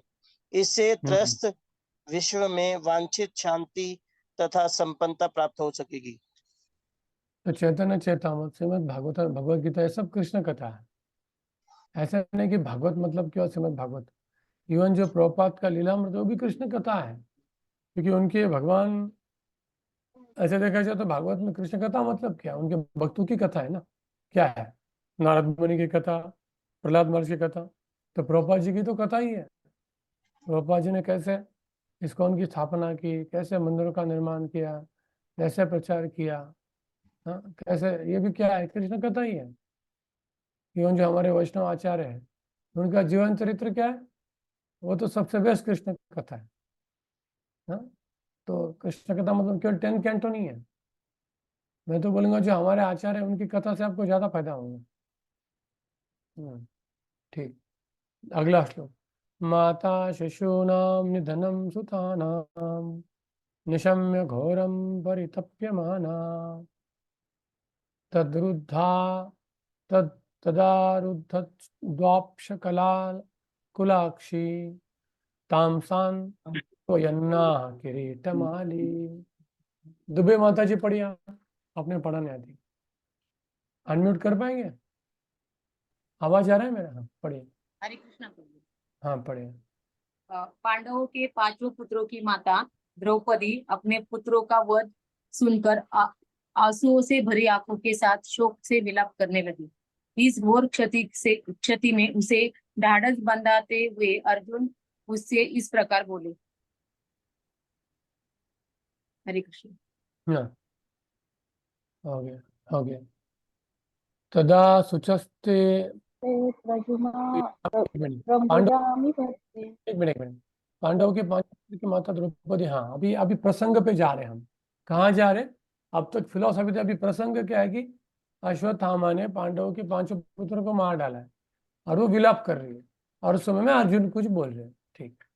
तदा सुचस्ते ब्रह्मरुजामि भद्रे बंधो मुक्ते विशिखते रूपाते दग्धपुत्रा। आपने पढ़ा नहीं पूरा, मतलब और पढ़ी है, आप कंटिन्यू करो। दुबे माता जी। हरे हे देवी, जब मैं अपने गांडीव धनुष से छोड़े गए तीरों से उस ब्राह्मण का सिर काट के तुम्हें भेंट करूंगा, तभी मैं तुम्हारी आंखों से आंसू पोंछूंगा और तुम्हें सांत्वना प्रदान करूंगा। तब तुम अपने पुत्रों के शरीरों का दाह करने के बाद उसके सिर पर खड़ी होकर स्नान करना। तात्पर्य, कोई शत्रु जो घर में आग लगाता है, विष खिलाता है, अचानक घातक शस्त्रों से प्रहार करता है, संपत्ति लूटता है या कृषि योग्य खेतों पर अनुचित अधिकार जमा लेता है, किसी की पत्नी को फंसाता है, वह आतताई है। ऐसा आतताई चाहे वह ब्राह्मण हो या ब्राह्मण का तथाकथित पुत्र ही क्यों न हो, सब प्रकार से दंडनीय है। जब अर्जुन ने अश्वत्थामा नामक आतताई का सिर काटने की प्रतिज्ञा की, तो वह भली भांति जानता था कि अश्वत्थामा ब्राह्मण का पुत्र है, लेकिन चूंकि उस तथाकथित ब्राह्मण ने कसाई जैसा कार्य किया था, अतः वह आतताई था और ऐसे धूर्त ब्राह्मण के पुत्र को मारने में कोई पाप नहीं था। हरे कृष्णा। लेकिन फिर भी अर्जुन ने मारा नहीं, और वही अश्वत्थामा अभी एक सप्तर्षि बनने वाला है। अगले मनवंतर में अश्वत्थामा क्या बन रहा है? एक सप्तर्षि बन रहा है। तो इसलिए उनको मारने का अधिकार अर्जुन का था ही नहीं, भगवान कृष्ण खुद डिसाइड करेंगे। और भगवान ने अश्वत्थामा को मृत्यु से भी बड़ा सजा दिया था। एक पूरे कल्प तक उसको भटकने का शाप दिया। सोचिए आप, एक मृत्यु तो भी ठीक है, लेकिन अभी करंटली पूरे एक कल्प तक उसको क्या करना पड़ रहा है? भटकना पड़ रहा है। ओनली अगले वो सप्तर्षि।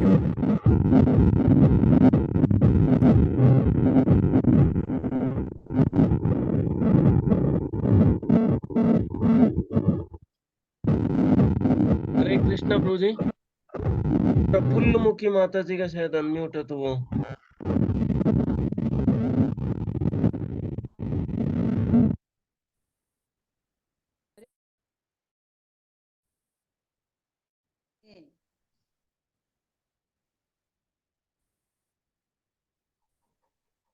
हरे कृष्णा।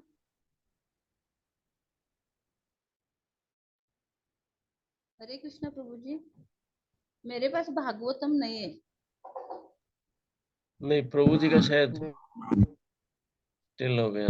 वेट कर।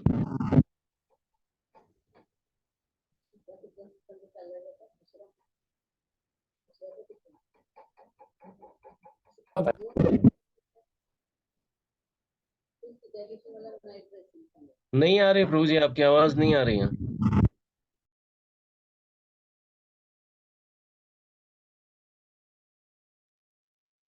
आपके पास भागवतम क्यों नहीं है? हरे कृष्णा। मंदिर में हूँ। हाँ हाँ, ठीक है ठीक है, कोई प्रॉब्लम नहीं, आप कोई प्रॉब्लम नहीं, आप सुनिए।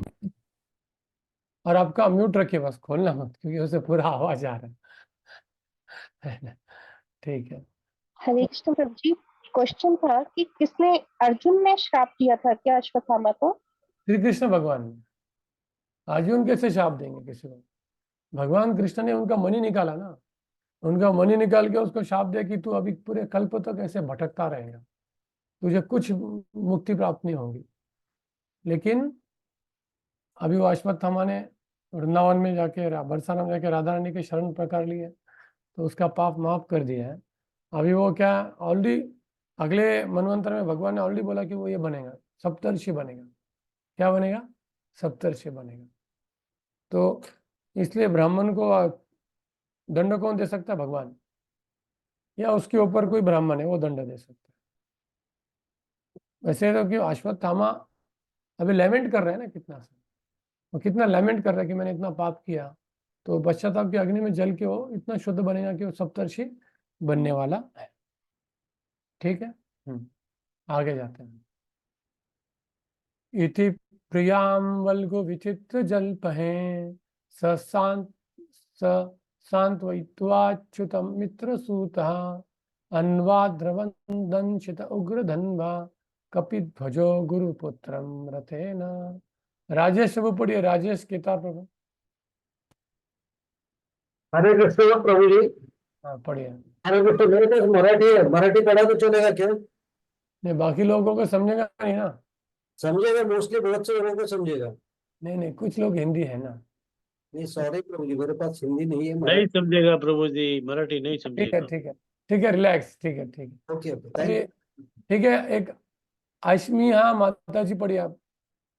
हाँ पढ़िए, हिंदी है ना आपके पास? हाँ, हिंदी होना जरूरी है।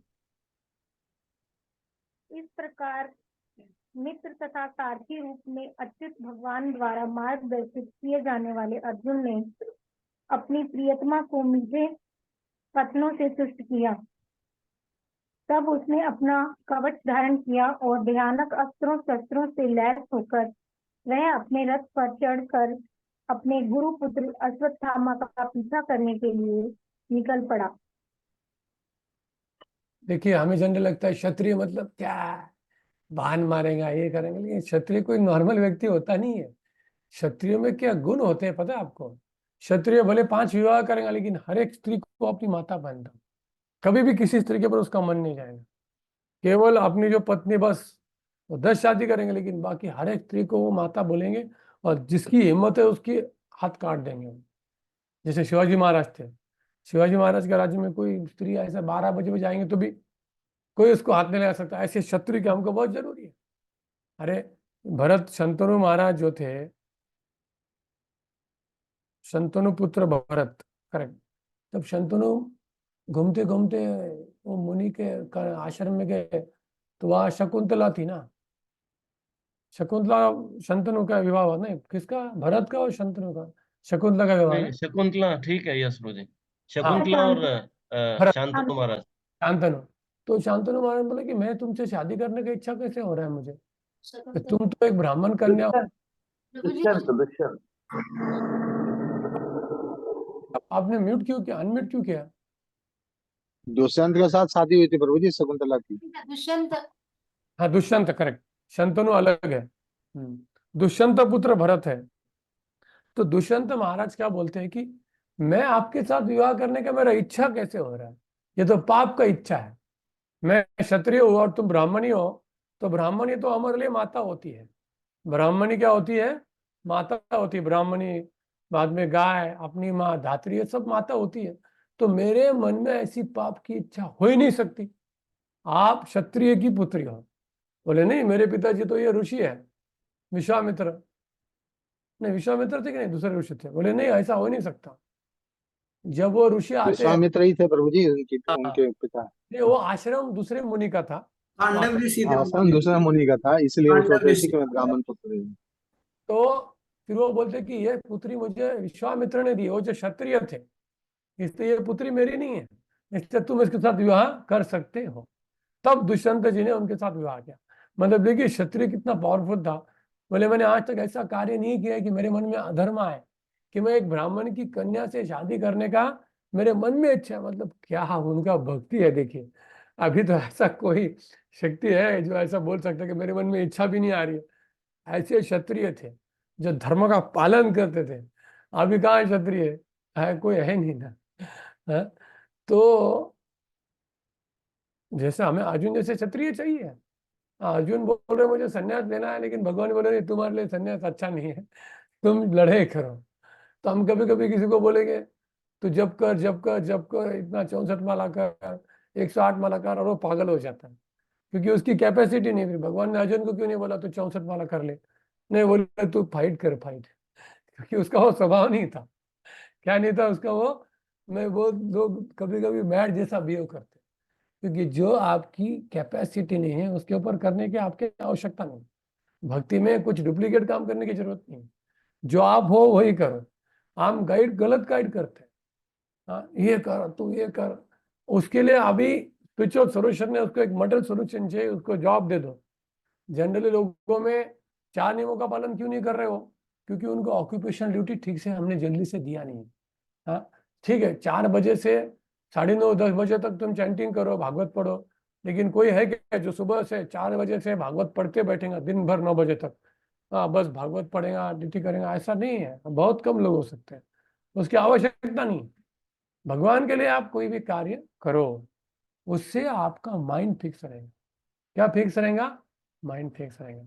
12th चैप्टर में ऐसे अलग अलग इंस्ट्रक्शन है ना कि मैं आसक्त मनो पड़ता, अगर तुम ये नहीं कर सकते, पर हम नहीं है, वो क्यों दिखाना क्यों? वहां में अभी मैं 0 लेवल पर, मैं बोल रहा मैं 100 लेवल पे हूँ, तुम्हारा हालत खराब हो जाएगी। नहीं, मैं 0 लेवल पे, मैं धीरे धीरे ऊपर चढ़ रहा हूँ बाबा, है ना, मैं धीरे धीरे ऊपर चढ़ रहा हूँ। ऑनेस्ट व्यक्ति है तो उसका प्रोग्रेस होने वाला है, जो ऑनेस्ट नहीं है उसका बड़ा आग से नीचे गिर जाएगा। तो मैं देख रहा हूँ कि बहुत सारे लोग अलग अलग विचित्र बिहेवियर करते हो, क्योंकि वो अननेसेसरी ऐसी चीज करना चाहते हैं जिसके लिए वो क्वालिफाइड नहीं है। क्या नहीं है? क्वालिफाइड नहीं है। पागल बन जाएंगे, इनसेन बिहेवियर करेंगे, और बोलेंगे अरे चैंटिंग तो कर रहा है, ऐसा कैसा हो गया? क्योंकि वो अननेसेसरी कुछ कर रहा है जो करना नहीं चाहिए। इसलिए गुरु का मार्गदर्शन बहुत जरूरी है। फिर धोरेश गोपाल कृष्ण महाराज को एक डिवोटी प्रश्न पूछा कि प्रभु महाराज, कि भक्ति सिद्धांत सरस्वती ने 10 साल तक हर दिन 192 राउंड किया था, मैं क्या करूं? बोले तुम मैं जो बोल रहा हूँ करो। है ना, वो उनको उनके गुरु ने आज्ञा दिया, तुम उस लेवल पे अगर कोई ऐसा करेगा ना, वो 100% पागल बन जाएगा, मैं बता रहा हूँ। क्योंकि हम बहुत महान पुरुषों का एज इट इज अनुकरण नहीं कर सकते, अनुसरण कर सकते। क्या कर सकते हैं हम? भक्ति सिद्धांत सरस्वती के नॉर्मल व्यक्ति नहीं है, उनका शरीर दिव्य, हमारा नहीं है। तो इसलिए हमको लोगों को गाइड करते समय देखना चाहिए उसका लेवल क्या है। एक यहाँ पे प्रभुपाद के शिष्य आए थे, तो एक स्टूडेंट ने उनको प्रश्न पूछा कि प्रभु जी, मेरा माइंड एकदम परेशान कर रहा है, मेरे से 16 माला हो नहीं रहा है, ऐसा। तो बोले तुमको किसने बोला? तुम अभी 4 माला करो, मैं तुमको बोल रहा हूँ कल से 4 ही करो। बोले सच में माला कम करो? हाँ कम करो, मैं बोल रहा हूँ तुमको। क्योंकि बहुत बहुत बुद्धिमान थे, प्रभुपाद के शिष्य बहुत सीनियर थे। उसने देखा इस बच्चे का हालत खराब हो रहा है, अननेसेसरी वो इतना लोड उठाया वो नहीं ले सकता, ठीक, 4 माला करो, 4 नियमों का पालन करो, कुछ सेवा करो। फिर धीरे धीरे जब सेवा करेंगे, जब उनको आनंद आएगा, वो चैंटिंग बढ़ा देंगे। तो हमको पता होना चाहिए कि लोगों को कैसे एंगेज करना। जो भी मिला 16 माला 64 माला, अरे वो पागल हो जाएगा। मैं यहाँ पे टेम्पल में देखता हूँ कुछ नए बच्चे ऐसे माला लेके बैठते हैं, ऐसा इधर उधर देखते हैं, चलते हैं, सोते हैं, बोला अरे इसकी कैपेसिटी में फिर भी 16 लेके बैठा है, क्या क्या नहीं करना पड़ रहा है, इधर देख उधर देख, बातें कर, मोबाइल देख। अरे ठीक से एक माला तो ठीक से करो यार, प्रॉपर बैठ के हरे कृष्ण कृष्ण कृष्ण हरे हरे, हरे राम राम राम हरे हरे। ये नहीं बोला कि 16 माला आपको कम करना है, लेकिन जो हम लोगों को गाइड करेंगे उसको ठीक से गाइड कीजिए। और ऑक्यूपेशनल ड्यूटी में भी जोर देना जरूरी है, क्योंकि अगर कोई प्रामाणिक तरीके से अपनी ऑक्यूपेशनल ड्यूटी कर रहा है, ऐसा नहीं कि चीटिंग करनी है, तब वो धीरे धीरे धीरे उस स्तर पे आएगा जब वो कंप्लीट भक्ति करेगा। क्या करेगा? कंप्लीट डेडिकेट करेगा। उसके पहले उसको व्यवहार को भी ठीक से प्रामाणिक तरह से करना जरूरी है। चीटिंग मेंटालिटी अच्छी नहीं है। तो जब हम सोल्यूशन लोगों को दे रहे हैं ना, तो कभी कभी अभी देखना जितना भी मॉडर्न यूथ है ना, वो कितना डिप्रेशन में। उसका कारण क्या है? उनका विवाह जल्दी नहीं हो रहा। क्या नहीं हो रहा है? विवाह जल्दी नहीं हो रहा है। उनका विवाह जल्दी न होने से वो सब गलत काम कर रहा है और पागल बन रहा है, और स्त्रियों का भी। इसलिए प्रभुपाद की जो माँ थी, प्रभुपाद बोलते मेरी माँ इतना मेरे पिताजी को गुस्सा कर रही थी, बोले थी मैं अभी मर जाऊंगी, मैं आत्महत्या करूंगी, मेरी लड़की का 12 साल होगा, तुमने शादी नहीं किया। देखिए क्या उन प्रभुपाद की माँ को टेंशन था कि मेरी लड़की का उम्र 12 साल हो गया, उसके पिताजी ने शादी नहीं किया। इसलिए प्रभुपाद की माँ हर दिन बोले अभी मैं आत्महत्या करूंगी, मैं आत्महत्या करूंगी। तभी समाज में इशू क्या हो रहा है कि बच्चों को तुम जल्दी से जॉब नहीं दे रहे हो, इसलिए उसको समझता नहीं क्या करना है, और शादी नहीं हो रहा इसलिए वो पागल है। दो नीड होती है आदमी की, वो तुरंत करो, फटाक से वो नॉर्मल सेटल हो जाए। 4 नियमों का पालन करेंगे और ऑलरेडी भक्ति का नॉलेज है उनको, फटाक से भक्ति ले लेंगे। हाँ, ये modern education system, modern culture आदमी को इंसेन बना रहा है। क्या कर रहा है? इंसेन कर रहा है। ना इधर भक्ति कर पा रहा है, ना एक नॉर्मल इंसान बन रहा हो, इधर पूरा पागल बन जाता है। आप ऑब्जर्व कीजिए, ये क्या कीजिए आप, और स्पेशली ड्यूटी के बच्चों को तो बहुत सावधानी से हैंडल करना पड़ेगा, बहुत सावधानी से हैंडल करना पड़ेगा। ठीक है, नेक्स्ट लोग।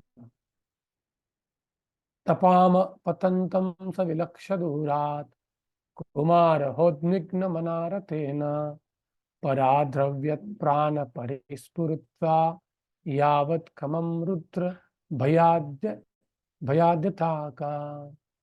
ठीक है, सुनंदा माता जी पढ़िए, आप है क्या? कोई आपका वीडियो मतलब नहीं है? हाँ पढ़िए। प्रभु जी, आहार सेवा में हूँ तो अभी भागवतम नहीं है पास में। हाँ ठीक है ठीक है, सुनिए फिर। ठीक है, और किसको पढ़ने का मौका नहीं दिया मैंने? कहाँ मैं है? पढ़ूं प्रभु जी? हाँ आपने पढ़ा था ना पहले, एक मिनट नहीं मैं पढ़ा। हाँ पढ़िए फिर। तो मेरा नाम लिस्ट में नहीं है, मैंने भी नहीं पढ़ा। नहीं आपने तो जी बोल। प्रभु जी आपने पहले दिन ही पढ़ा है ना? हाँ, राजकुमारों का प्यारा अश्वत्थामा अर्जुन को दूर से ही अपनी ओर तेजी से आते हुए देखकर अपने रथ पर सवार होकर डर के मारे अपनी जान बचाने हेतु उसी प्रकार भाग निकला जिस प्रकार शिव के भय से ब्रह्मा भागे थे। पढ़ो तात्पर्य। तात्पर्य शिल प्रभुपाद जी के द्वारा, शिल प्रभुपाद की जय।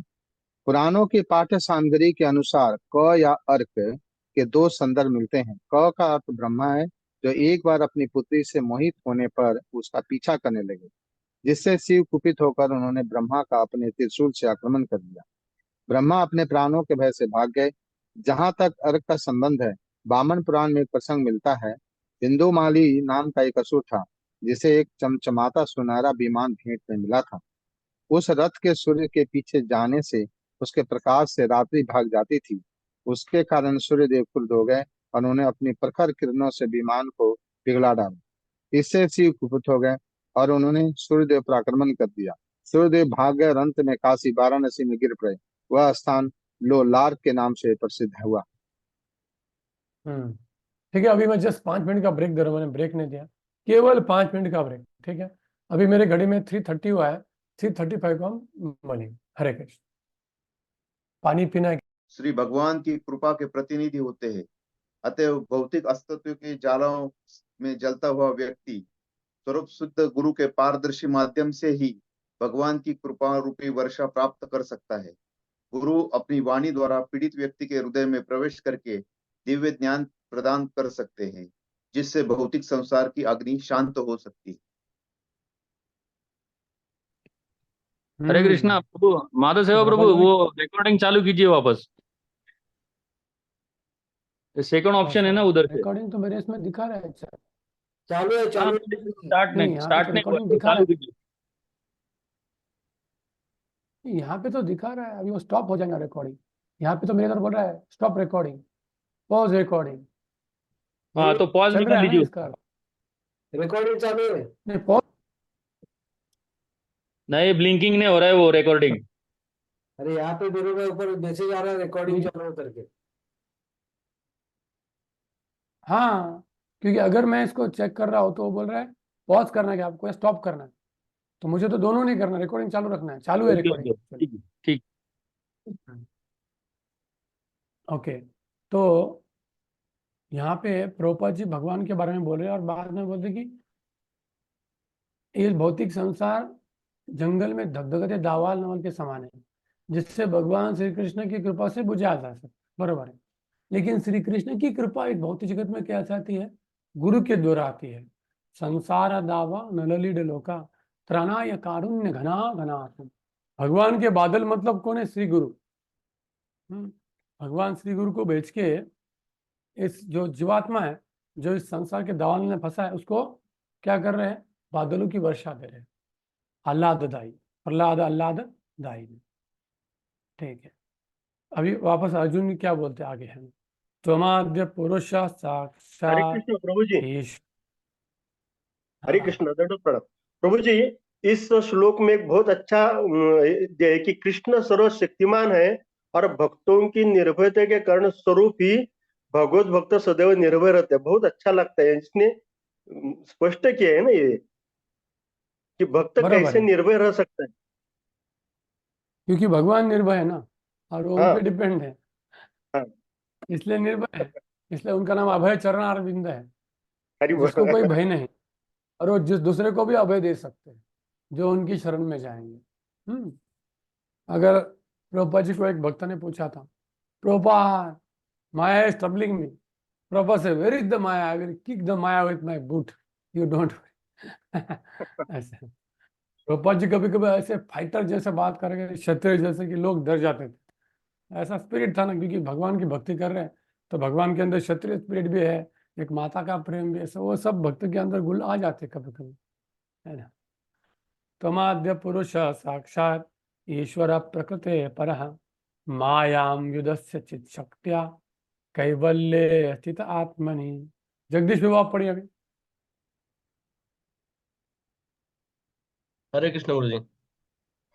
आप आदि भगवान हैं जिनका समस्त सृष्टियों में विस्तार है और आप भौतिक शक्ति से परे हैं। आपने अपनी आध्यात्मिक शक्ति से भौतिक शक्ति के समस्त प्रभावों को दूर भगा दिया है। आप सदैव शाश्वत आनंद तथा दिव्य ज्ञान में स्थित रहते हैं। तात्पर्य, श्रीमद् भगवत गीता में श्री भगवान कहते हैं कि जो व्यक्ति श्री भगवान के चरण कमलों की शरण ग्रहण करता है वह अविद्या के चंगुल से छूट सकता है। भगवान श्री कृष्ण सूर्य के समान हैं और माया या भौतिक जगत अंधकार के समान है।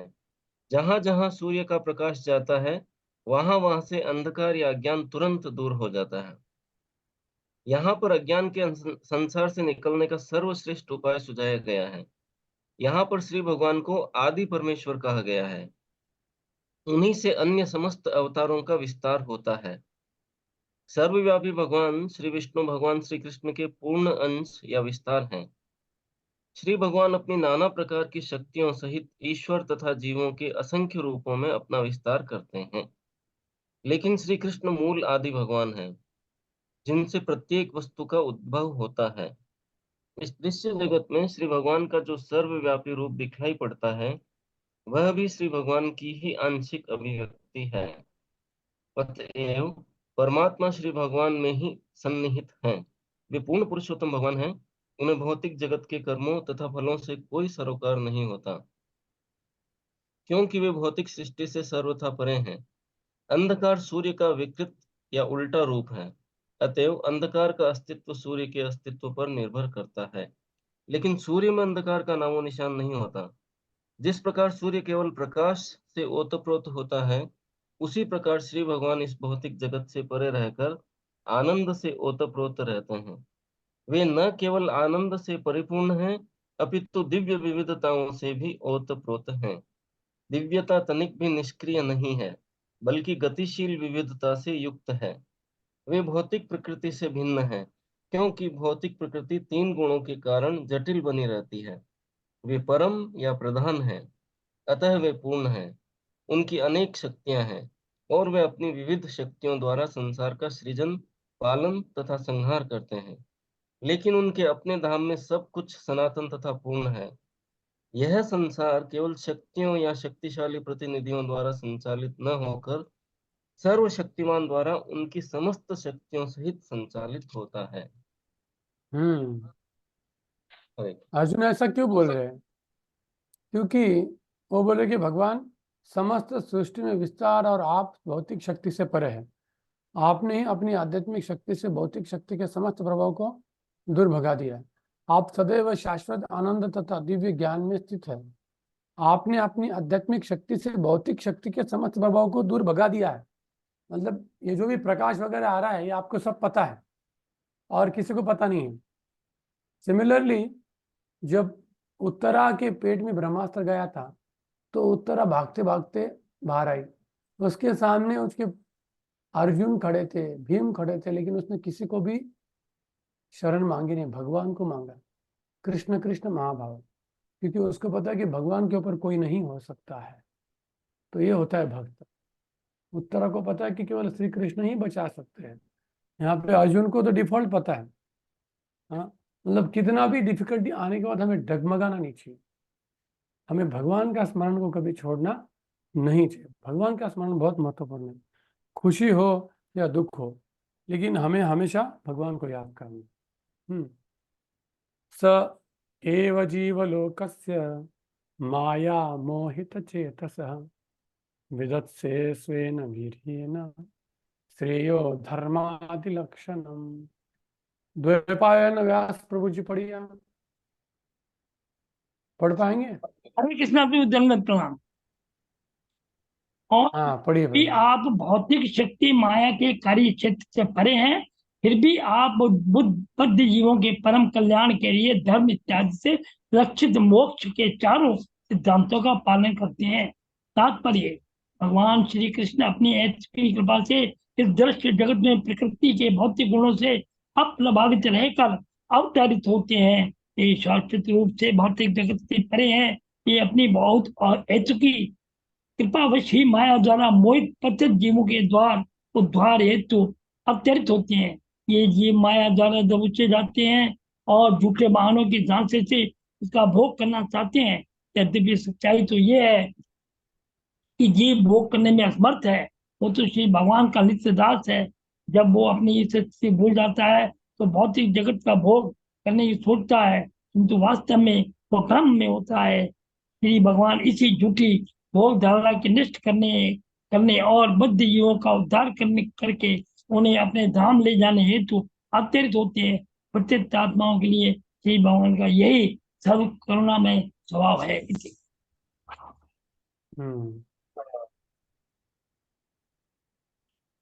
और यद्यपि आप भौतिक माया के कारक क्षेत्र से परे हैं, फिर भी आप बद्ध जीवों के परम कल्याण के लिए धर्म इत्यादि से लक्षित मोक्ष के चारों सिद्धांतों का मतलब भगवान भी खुद पालन करके दिखाते हैं। जैसे भगवान श्री कृष्ण जब उठते थे तो पहले साधुओं की सेवा करेंगे, उनके जो विग्रह है उनकी सेवा करेंगे। तो ये आदर्श प्रस्थापित करने के लिए उन्होंने भी सांदीपनि मुनि गुरु के आश्रम में गए, भगवान राम भी गए। यदि आचरति श्रेष्ठ तत्तदेवेतर जन सयत् प्रमाणम करोते लोक तद अनुवर्तते। तो भगवान को ऐसा देखा जाए तो चैतन्य महाप्रभु ने संन्यास लिया। हाँ, उनके भक्तों को कितना आंखों में पानी आया कि अरे चैतन्य महाप्रभु को संन्यास लेना पड़ रहा है। क्यों? क्योंकि कुछ लोग भगवान से दूर भाग गए थे, तो उनको भी कैसे भक्ति में लाना है। तो भगवान ने सोचा अगर मैं संन्यास लूंगा तो एटलीस्ट संन्यास आश्रम का सम्मान करेंगे।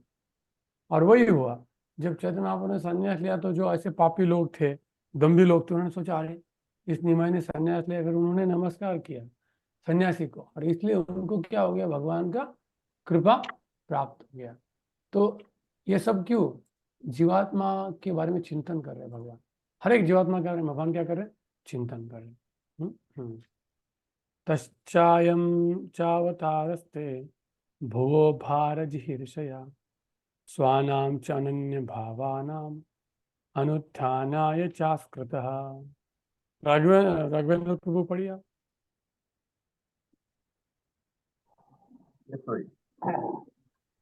इस प्रकार आप संसार का भार हटाने तथा अपने मित्रों तथा विशेषकर आपके ध्यान में लीन रहने वाले आपके अनन्य भक्तों को लाभ पहुंचाने हेतु अवतरित होते हैं।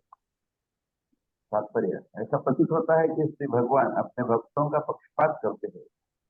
सभी जीव श्री भगवान से संबंधित है, वे सबके लिए समान हैं, फिर भी वे अपने जनों का तथा भक्तों के प्रति विशेष अनुरक्त रहते हैं। श्री भगवान सबके पिता है, उनका पिता कोई नहीं हो सकता और न कोई कोई उनका पुत्र बन सकता है। उनके भक्त ही उनके इष्ट मित्र तथा उनके परिजन है। यह उनकी दिव्य लीला है। इसका संसारी संबंधों, पितृत्व या अन्य किसी से कोई प्रयोजन नहीं होता। जैसा कि पूर्व में कहा गया है कि भगवान प्रकृति के गुणों से परे है, अतएव भक्ति में उनके इष्ट मित्र तथा संबंधियों में संसारी रिश्तों जैसी कोई वस्तु नहीं है। यस, भगवान अपने परिवार के प्रति करते हैं, पर इसका वो तो भगवान सबके लिए तो मित्र उनका कोई भी बन सकता है ना। ऐसा नहीं कि भगवान बोलेंगे नहीं तुम मेरा मित्र मत बनो, किसी को भी भगवान मित्र बना सकते हैं। हाँ, तो इसलिए कोई भी, इसलिए भगवान पार्शियल नहीं है। हर एक जीव उनका मित्र बन सकता है, उनके परिवार में शामिल हो सकता है। किमिदं स्वीकृतो वेति देव देव न वेद्म्यहम् सर्वतोमुखमायाति तेजः परम दारुणम। हे देवादिदेव, चारों ओर फैलने वाला यह घातक तेज कैसा है? यह कहाँ से आ रहा है? मैं इसे समझ नहीं पा रहा। तो देखिए, पहले तो उन्होंने डायरेक्ट प्रॉब्लम बताया नहीं भगवान मेरे को प्रॉब्लम हो रहा है। पहले तो उनका गुणगान किया और अंत के श्लोक में बोला कि थोड़ा छोटा मोटा प्रॉब्लम आ रहा है, क्योंकि भगवान के सामने कोई प्रॉब्लम नहीं आ सकता है। तो लास्ट में बोले तो भगवान के सामने जो बात रखी जाए उसे सादर प्रार्थना करने के पश्चात करना चाहिए। देखिए आगे, यह भी प्रामाणिक विधि है। और अर्जुन ने श्री भगवान के अंतरंग सखा होते हुए भी इस विधि का पालन जन साधारण को शिक्षा देने हेतु किया है।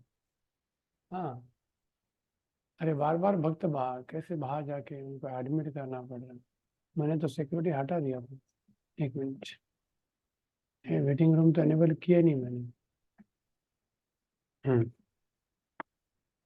तो भगवान के अंतरंग पार्षद होने से भी हमको सिखाने के लिए कि भगवान को कैसे अप्रोच करना चाहिए, यहाँ पे एग्जाम्पल हमें प्रस्तुत कर रहे हैं।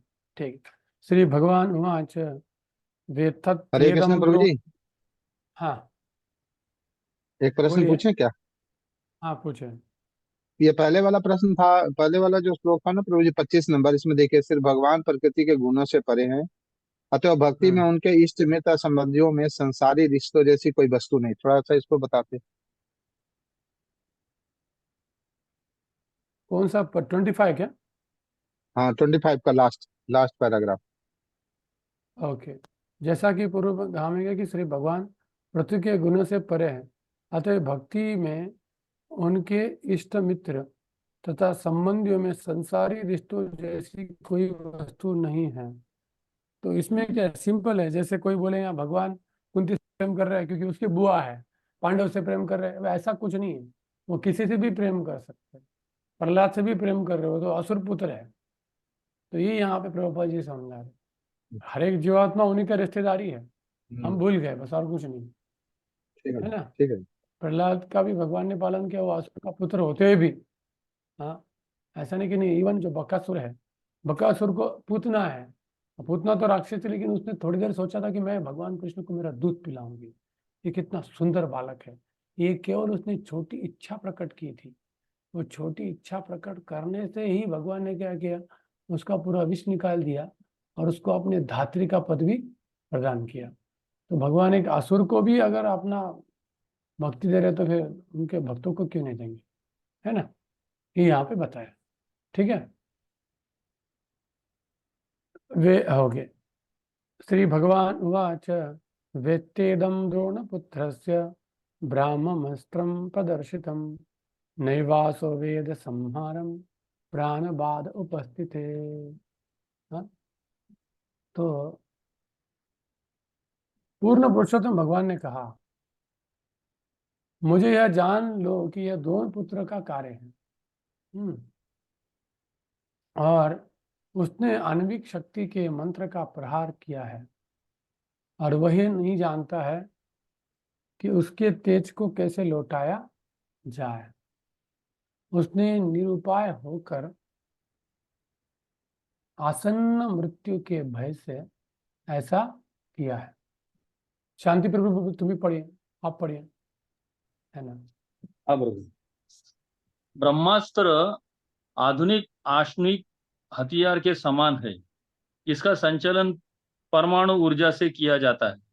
परमाणु शक्ति पूर्व दहनशीलता पर आधारित है और ब्रह्मास्त्र भी ऐसी प्रकार चलता है। यह परमाणु विकिरणों के समान ही असह्य ताप उत्पन्न करता है, लेकिन अंतर इतना है कि परमाणु बम एक स्थूल नाभिकीय हथियार है, जबकि ब्रह्मास्त्र सूक्ष्म हथियार है जिसे मंत्र पढ़कर उत्पन्न किया जाता है। यह सर्वथा भिन्न विज्ञान है और प्राचीन काल में भारतवर्ष में ऐसे विज्ञान का अनुशीलन होता था। मंत्रोच्चार का यह सूक्ष्म विज्ञान भी भौतिक है, लेकिन अभी भी आधुनिक भौतिक विज्ञानियों द्वारा इनको जानना शेष है। सूक्ष्म भौतिक विज्ञान कभी आध्यात्मिक नहीं होता, लेकिन आध्यात्मिक विधि से इसका प्रत्यक्ष संबंध होता है, जो और भी अधिक सूक्ष्म है। मंत्र का उच्चारण करने वाला जानता था कि अस्त्र को किस प्रकार छोड़ा जाए और फिर उसे किस प्रकार वापस लाया जाए, पर यह पूर्ण ज्ञान था। लेकिन इस सूक्ष्म विज्ञान का प्रयोग करने वाला द्रोणपुत्र यह नहीं जानता था कि किस प्रकार उसे लौटाया जाए। उससे अपनी मृत्यु को निकट देखकर भयभीत होकर इसका प्रयोग तो किया, लेकिन यह बात न केवल अनुचित थी बल्कि धर्म विरुद्ध भी थी। ब्राह्मण पुत्र होने के नाते उसे इतनी अधिक गलतियां नहीं करनी चाहिए थी और कर्तव्य की ऐसी घोर उपेक्षा के लिए उसे स्वयं भगवान दंडित करेंगे। तो मतलब प्रभुपाद जी बोल रहे कि ये जो मंत्र शक्ति भी भौतिक है, ये आध्यात्मिक नहीं है। हाँ, और अभी भी वैज्ञानिक को इसका नॉलेज पूरा नहीं है कि ये मंत्र शक्ति कैसे काम करती है। जैसे भी देखो, अभी आजकल अगर मोबाइल को आज कमांड देंगे आप, फाइल खुल जाएगा, कॉल हो जाएगा, मतलब मंत्रों के द्वारा हो रहा है कि नहीं? ये मंत्र मतलब आपका कमांड है। तो उसी तरह से पहले मुनियों को मंत्र के द्वारा वो अस्त्र भी चला सकते हैं। अभी मंत्र के द्वारा हम फाइल ओपन कर सकते हैं, 4 व्हीलर का डोर खोल सकते हैं। ऐसी टेक्नोलॉजी आई है, साउंड को रिकॉग्नाइज करती हो। तो पहले मुनियों के पास इतना पावरफुल मंत्र था कि वो किसी सुषुप्त शक्ति का जो अस्त्र है उसको निकाल के फेंक सकते। तो ये मंत्र की शक्ति के लिए, ये भी क्या है? भौतिक शक्ति। और हमारे पास जो मंत्र है हरे कृष्ण, वो कौन सा है? आध्यात्मिक मंत्र है। तो मंत्र की कितनी शक्ति होती है? भौतिक मंत्रों की इतनी शक्ति होती है, तो आध्यात्मिक मंत्रों की कितनी शक्ति होंगी, ये यहाँ पे बताया। न यस्यान्यतम किंचित अस्त्रम प्रत्यवकर्षणम जहास्त्र तेज उन्मत्थम अस्त्रज्ञो यस्त्र तेजसा। हे अर्जुन, केवल दूसरा ब्रह्मास्त्र जो है इस अस्त्र को निरस्त कर सकता है। चूंकि तुम सैन्य विज्ञान में अत्यंत दक्ष हो, अतः अपने अस्त्र की शक्ति से इस अस्त्र के तेज का शमन करो। तो वो कह रहे कि आप ऐसा अस्त्र छोड़िए और इस अस्त्र की शक्ति को आप क्या कीजिए? शमन कीजिए। दयालु गौर पढ़िए प्रभु जी, आप दयालु पुरुष हो।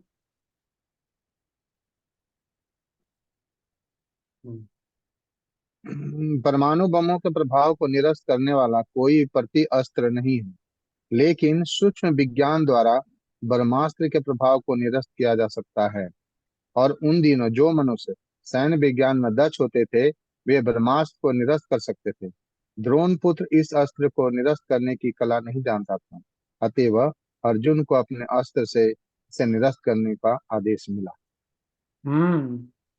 मतलब क्षत्रिय को कितना ट्रेनिंग था, सोचिए आप।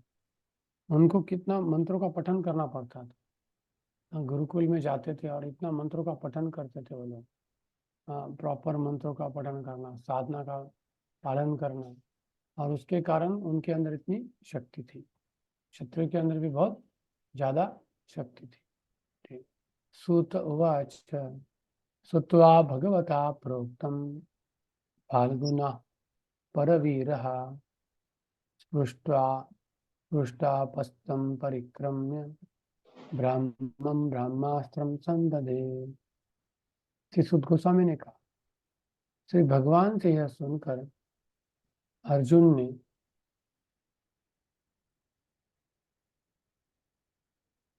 ने शुद्धि के लिए जल का स्पर्श किया और भगवान श्री कृष्ण की परिक्रमा करके उस अस्त्र को निरस्त करने हेतु अपना ब्रह्मास्त्र छोड़ा। मतलब इतने डिफिकल्टी में भी अर्जुन भगवान की परिक्रमा कर रहे हैं, आचमन कर रहे हैं। ऐसा नहीं कि अभी मेरे पे अस्त्र है, अभी मैं मरने वाला हूँ, नहीं। कितना नियमों का कड़क पालन कर रहे हो। भगवान को परिक्रमा किया और बाद में उन्होंने अस्त्र छोड़ दिया। सहत्यान्योन्य उभयोस्तेजसी शरसंवृते आवृत्तिरोदसी खंच ववृद्धातेर कवन करवहि कर भवदातेर कवन्नित। जब दोनों ब्रह्मास्त्रों की किरणें मिल गई तो सूर्य के गोले के समान अग्नि के बृहत चक्र ने समस्त बाह्य अंतरिक्ष तथा लोकों के संपूर्ण गगन मंडल को आवृत्त कर लिया। सनातन धर्म धाम पढ़िया। Thank you. ब्रह्मास्त्र के उद्दीपन से उत्पन्न ऊष्मा सृष्टि के प्रलय के समय सूर्य के गोले से निकलने वाली अग्नि तुल्य होती है। ब्रह्मास्त्र से उत्पन्न ऊष्मा की तुलना में परमाणु शक्ति का विकिरण बिल्कुल नगण्य है। परमाणु बम के विस्फोट से ज्यादा एक ही ग्रह नष्ट हो सकता है, लेकिन ब्रह्मास्त्र द्वारा उत्पन्न ऊष्मा से संपूर्ण ब्रह्मांड नष्ट हो सकता है। अतः इसकी तुलना प्रलयकालीन ऊष्मा से की गई। तो जो करण अणुअस्त्र है उससे क्या है, एक सिटी नष्ट हो जाएगी, लेकिन ब्रह्मास्त्र से पूरा का पूरा ब्रह्मांड नष्ट हो जाएगा, क्योंकि ब्रह्मा जी का क्या है, वो अस्त्र है।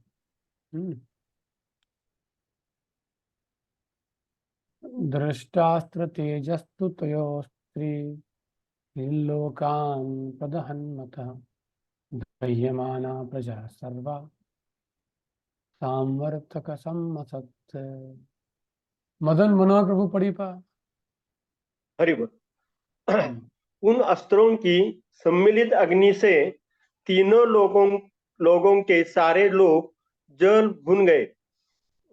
सभी लोगों को उस संवर्तक अग्नि का स्मरण हो आया जो प्रलय के समय लगती है। तात्पर्य, तीन लोग हैं, ब्रह्मांड के ऊर्ध्व, अधो तथा मध्य के लोग। यद्यपि ब्रह्मास्त्र इस पृथ्वी पर छोड़ा गया था, लेकिन अस्त्रों की सम्मिलित ऊष्मा सारे ब्रह्मांड में छा गई और विभिन्न लोगों के समस्त वासी प्रखर ऊष्मा का अनुभव करने लगे। वे इसकी तुलना सांवर्तिक अग्नि से करने लगे। अतः कोई भी ग्रह जीवों से रहित नहीं है, जैसा कि अल्प बुद्धि वाले भौतिकवादी लोग सोचते हैं। तो भगवान की सृष्टि पूरे ब्रह्मांड में है। अरे बहुत सारे लोग छोड़ के जाते, वापस कैसे आते समझ नहीं आ रहा। यहाँ पे बार बार मैसेज आता है, एडमिट करो एडमिट करो। ठीक है, बहुत सारे लोग छूट जाते हैं। महादेव प्रभु आपका तो बार बार आ गए कि महादेव प्रभु आपका नेटवर्क से बाहर जाता है वापस आता है। ठीक है, तो एक बार ज्वालामुखी रहता है ना, ज्वालामुखी, उसके अंदर भी जीवात्मा निकले। एवं जो आइस होता है उसके नीचे भी जीवात्मा निकले। मतलब हर प्रकृति में जीवात्मा रह सकते हैं। वैसे प्रकृति भगवान ने बनाई। तो कोई बोलेगा चंद्र पे कैसे लोग रहेंगे, सूर्य पे, सब जगह पे लोग रहते हैं। वैसा शरीर बनना पड़ता है। ये यहाँ पे बताया। प्रजोपद्रम अवाम लक्ष्य लोकगतिकरम च तम मतम च वासुदेवस्य संजहारार्जुनोद्वयम्। हमें कौन पढ़ा नहीं? महादेव प्रभु कोई? हाँ, महादेव प्रभु। हाँ पढ़िए, पढ़िए ना। कहाँ गए? बोल के पढ़ ही नहीं रहे। क्या महादेव प्रभु कौन है? अभी महादेव प्रभु बोल के कहाँ गए? क्या हुआ? वीडियो वो बंद कर देते हैं, बार बार ये करते हैं। ठीक है, छोड़ दीजिए यार। सेवनमुखी माता जी आप पढ़िए। हाँ यस प्रभु जी। इस प्रकार जन सामान्य में फैली हड़बड़ी एवं ग्रहों के आसन विनाश को देखकर अर्जुन ने भगवान श्री कृष्ण की इच्छा अनुसार तुरंत ही दोनों अस्त्रों का निवारण कर दिया। तात्पर्य श्रील प्रभुपाद जी के द्वारा यह मत कि आधुनिक परमाणु बम का विस्फोट संसार का संहार कर सकता है बचकानी कल्पना है। पहले तो परमाणु ऊर्जा संसार का विनाश करने के लिए पर्याप्त सशक्त नहीं है। दूसरे यह सब परमेश्वर की परम इच्छा पर निर्भर है, क्योंकि उनकी इच्छा या स्वीकृति के बिना कुछ भी बनाया या बिगाड़ा नहीं जा सकता। यह सोचना भी मूर्खता है कि प्राकृतिक नियम अनंतिम रूप से शक्तिशाली है। भौतिक प्रकृति का नियम भगवान के निर्देशानुसार कार्य करता है, जिसकी पुष्टि भगवत गीता में हुई है।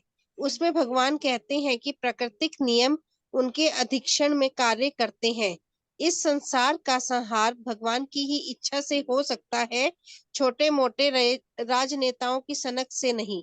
भगवान श्री कृष्ण ने इच्छा प्रकट की कि द्रोणी तथा अर्जुन दोनों के द्वारा छोड़े गए अस्त्र लौटा लिए जाएं, और अर्जुन ने तुरंत ही इस आज्ञा का पालन किया। इसी प्रकार सर्वशक्तिमान भगवान के अनेक दूत हैं, और भगवान जो चाहते हैं उसे उनकी इच्छा से ही कोई संपन्न कर सकता है। कोई लोग बोलते कि वर्ल्ड वॉर होगा, सब दुनिया नष्ट हो जाएंगी। ऐसा कभी नहीं हो सकता। जब सृष्टि का अंत होने वाला है तभी होगा, क्योंकि इस सृष्टि को हेतु निर्माण करने के लिए, उसका संहार करने के लिए लोग फिक्स है। दूसरा कोई भी व्यक्ति इसको संहार कर नहीं सकता। इसलिए हमें हमारा पिचिंग करना है, बस हमारा एक ही मिशन है भौतिक जगत में। ना आवाज मत करो। इसलिए हमें बस ज्यादा टेंशन लेना नहीं, बस हमें इसलिए टेंशन लेना कि हम प्रीचिंग नहीं कर रहे। यहाँ पे क्लियर दिया है कि ब्रह्मास्त्र छूट गए थे जो पूरे सृष्टि का संहार कर सकते, लेकिन भगवान ने अर्जुन को बोला चलो निकाल दो। तो ऐसे भगवान किसी भगवान के बड़े पार्षद को बोल के इस विनाश को नष्ट करवा सकते हैं। तो शक्ति हमेशा भगवान में। और अभी भी मनु महाराज बैठे ना, हमें क्या लग रहा है मनु नहीं है, वैवस्वत मनु बैठे हैं, अर्जुन हनुमान जी है, सब बड़े बड़े लोग अपने अपने प्लेनेट में बैठे हैं। वो उनका नियंत्रण नीचे क्या उनको सब पता है। ऐसा नहीं कि उनको पता नहीं है। मनु ही राजा है सबके। मानव के राजा कौन है? मनु है। और कभी भी आके इंटरफेयर करके जितना भी गड़बड़ी लग रहा है उसको हटा सकते हो। ऐसा नहीं कि नहीं है ना। तो हमें ज़्यादा डरने की आवश्यकता नहीं है। तो अभी हमारे 32 श्लोक हो चुके हैं। अभी इस अध्याय में क्या टोटल 44 श्लोक है बस। 40 नहीं, 50 58 है प्रभु जी। 8 है। तो अभी क्या हमारा 1 घंटे में, आधे घंटे में हो जाएगा। और उसके बाद हमारा और एक चैप्टर बचा है। ये 3 चैप्टर है। अभी हमारे पास कितने लेक्चर हैं? एक तो लेक्चर में हमारा छुट्टी था ना। कितने हैं अभी? कितने सैटरडे संडे बचे देख रहा हूँ मैं। अभी 25-26 आई थिंक एक ही बचा है क्या? 25-26 बरोबर है, 25-26 ही है ना। तो इसमें हमारा ये चैप्टर भी हो जाएगा। तो हम योग्य स्पीड से जा रहे हैं। हाँ, अभी हम किसी का कोई प्रश्न है? हरे कृष्णा प्रभु जी। हाँ, अभी जो आपने बताया ना कि वो संहार हो सकता है, एक बार प्रभुपाद जी को ना, प्रभुपाद जी आए हुए थे इधर इंडिया में, तो उन्होंने बोला कि तीसरा विश्व युद्ध भी छिड़ सकता है, लेकिन प्रभुपाद जी ने बोला कि अभी नहीं छिड़ेगा। पता क्यों? कर अभी हरे कृष्णा मंत्र हम लोग करने लगेंगे ना तो युद्ध जो है ना अभी टल जाएगा, तो चिंता मत करो। हाँ बराबर है ना। क्योंकि हर एक कंट्री में भगवान के भक्त है, तो भगवान ऐसा कर नहीं सकते। वे भक्त का अननेसेसरी अभी हर एक कंट्री में भगवान के भक्त है। मुस्लिम कंट्री में भी है, रशिया में भी है। तो इसलिए जो भी युद्ध हो रहा है, युद्ध ज़्यादा नहीं होगा, थोड़ा बहुत होगा, लेकिन हम जितना प्रचार करेंगे तो भगवान युद्ध टाल देंगे, क्योंकि अल्टीमेटली वो भगवान के हाथ में है। हरे कृष्णा इस्कॉन के प्रचार के कारण ही इस भौतिक जगत में जितने अनिष्ट होने वाले तो सब बचे हुए। और थोड़ा थोड़ा ज़्यादा नहीं, थोड़ा थोड़ा, जिससे और भक्ति बढ़े, ऐसे ही भगवान करेंगे। बराबर। जय जय श्रील प्रभुपाद की जय। ग्रंथ श्रीमद् भागवतम की जय। जय गोपाल कृष्ण गोसाई महाराज की वांछा कल्पतरुभ्यश्च पतितानां पावनेभ्यो पावनेभ्यो वैष्णवेभ्यो अनंत नमो कोटि नमः। वैष्णव भक्तवृंद की जय। जय। शांतिपुर अगले इसमें ना मैं अभी जाके 2 सीटिंग चेंज करने वाला हूँ। सबको रिनेम करने का अधिकार दूंगा और हाँ बिल्कुल। वेटिंग रूम हटा दूंगा। और आप क्या करना, जो ऑफिशियल कोर्स में है ना उन्हीं के नाम उनको भेजना। इतनी बड़ी लिस्ट कुछ काम की नहीं, जो नहीं है प्रभु इन लोगों ने सबने एडमिशंस लिए, लेकिन अभी पता नहीं बहुत सारे लोग जो है वो एडमिट ही नहीं होते। हाँ तो तो फिर अभी आप इनको है ना, आपके पास अटेंडेंस है ना अभी कि नहीं है?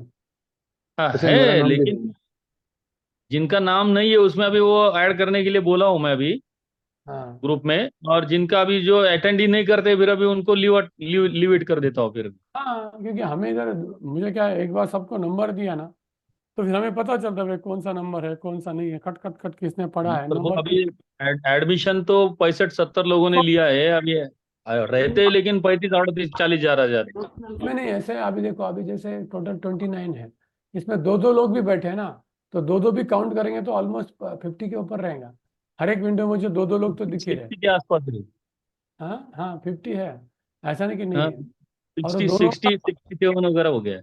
और दोनों का भी एक ही विंडो पे नाम है, 1 और 2 एक ही साथ, ताकि हमको पता होना चाहिए कि 1-2 लोग हैं। तो अभी मैं अभी के अभी जाके सेटिंग चेंज कर दूंगा कि हर एक व्यक्ति चलिए। रिनेम कर सकता है और वेटिंग रूम हटाने वाला था कि बार बार ये ड्रामा होता है। तो अभी मैं इस बार अभी करने वाला हूँ। और आप सबको एक बार व्हाट्सएप पे अपडेटेड लिस्ट भेज दीजिए ताकि अगले बिल्कुल सेशन बिल्कुल। में लॉगिन कैसे दिखना चाहिए, नंबर के हिसाब से। और आप सबको मैसेज डालना सेशन के पहले कि कृपया अपने नंबर के साथ लॉगिन कीजिए, बाद में बदल नहीं सकते। ठीक है। ओके प्रभु। हरे कृष्ण हरे कृष्ण हरे कृष्णा। हरे राम राम राम। क्या प्रश्न है? हाँ बोलिए। प्रभु मेरा नाम है हरि बोल। हाँ बोलिए। प्रभु आपको बोला है मैंने कि आपका नाम जो है वो इसमें व्हाट्सएप ग्रुप में ऐड कर दीजिए, मैं ऐड कर दूंगा उसको। तो ग्रुप में तो आप मेरा आपका नाम डाल करके ये कर लो नंबर में, ग्रुप में वो मैं ऐड कर मैसेज दीजिए। मैं एडमिन नहीं हूँ प्रभु, मैसेज नहीं आ रहा ग्रुप में। मैसेज नहीं प्रभु ग्रुप व्हाट्सएप ग्रुप में कर रहा हूँ, करने के लिए बोल रहा हूँ व्हाट्सएप ग्रुप में। व्हाट्सएप ग्रुप में भी नहीं हो रहा प्रभु, एडमिन नहीं होना, मैं एडमिन नहीं कर सकता। वो खुद को कैसे ऐड कर सकेंगे व्हाट्सएप ग्रुप में? उनको ऐड करना पड़ेगा ना मैंने किसी को। ठीक है वो हाँ देखता हूँ मैं। हाँ हाँ हाँ, क्योंकि वो ग्रुप में कैसे ऐड कर सकते? मैं कर दूंगा उनको। एक डाउट है डॉक्टर भूपेन व्यास दास। राजेश प्रभु जी, राजेश प्रभु जी, राजेश प्रभु जी, हरे कृष्णा। अरे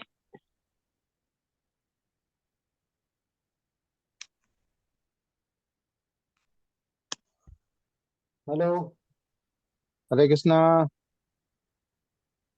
आपको आवाज आ रही क्या? हेलो। बोलो ना प्रभु, जो भी बोलना है वो। मैंने उनको नाम भेजा हुआ था इसलिए मैं बोल रहा था, और कुछ किस नहीं। पे नाम भेजा था? मैंने भेजा हुआ था ऐड दयालु कर पुरुष देंगे, का। ऐड कर लेंगे उनको। अरे नाम क्या भेजना है मेरे को? वो तो ऐसा कर दो ना आप, ये तो जस्ट सेंडिंग द मैसेज। अच्छा।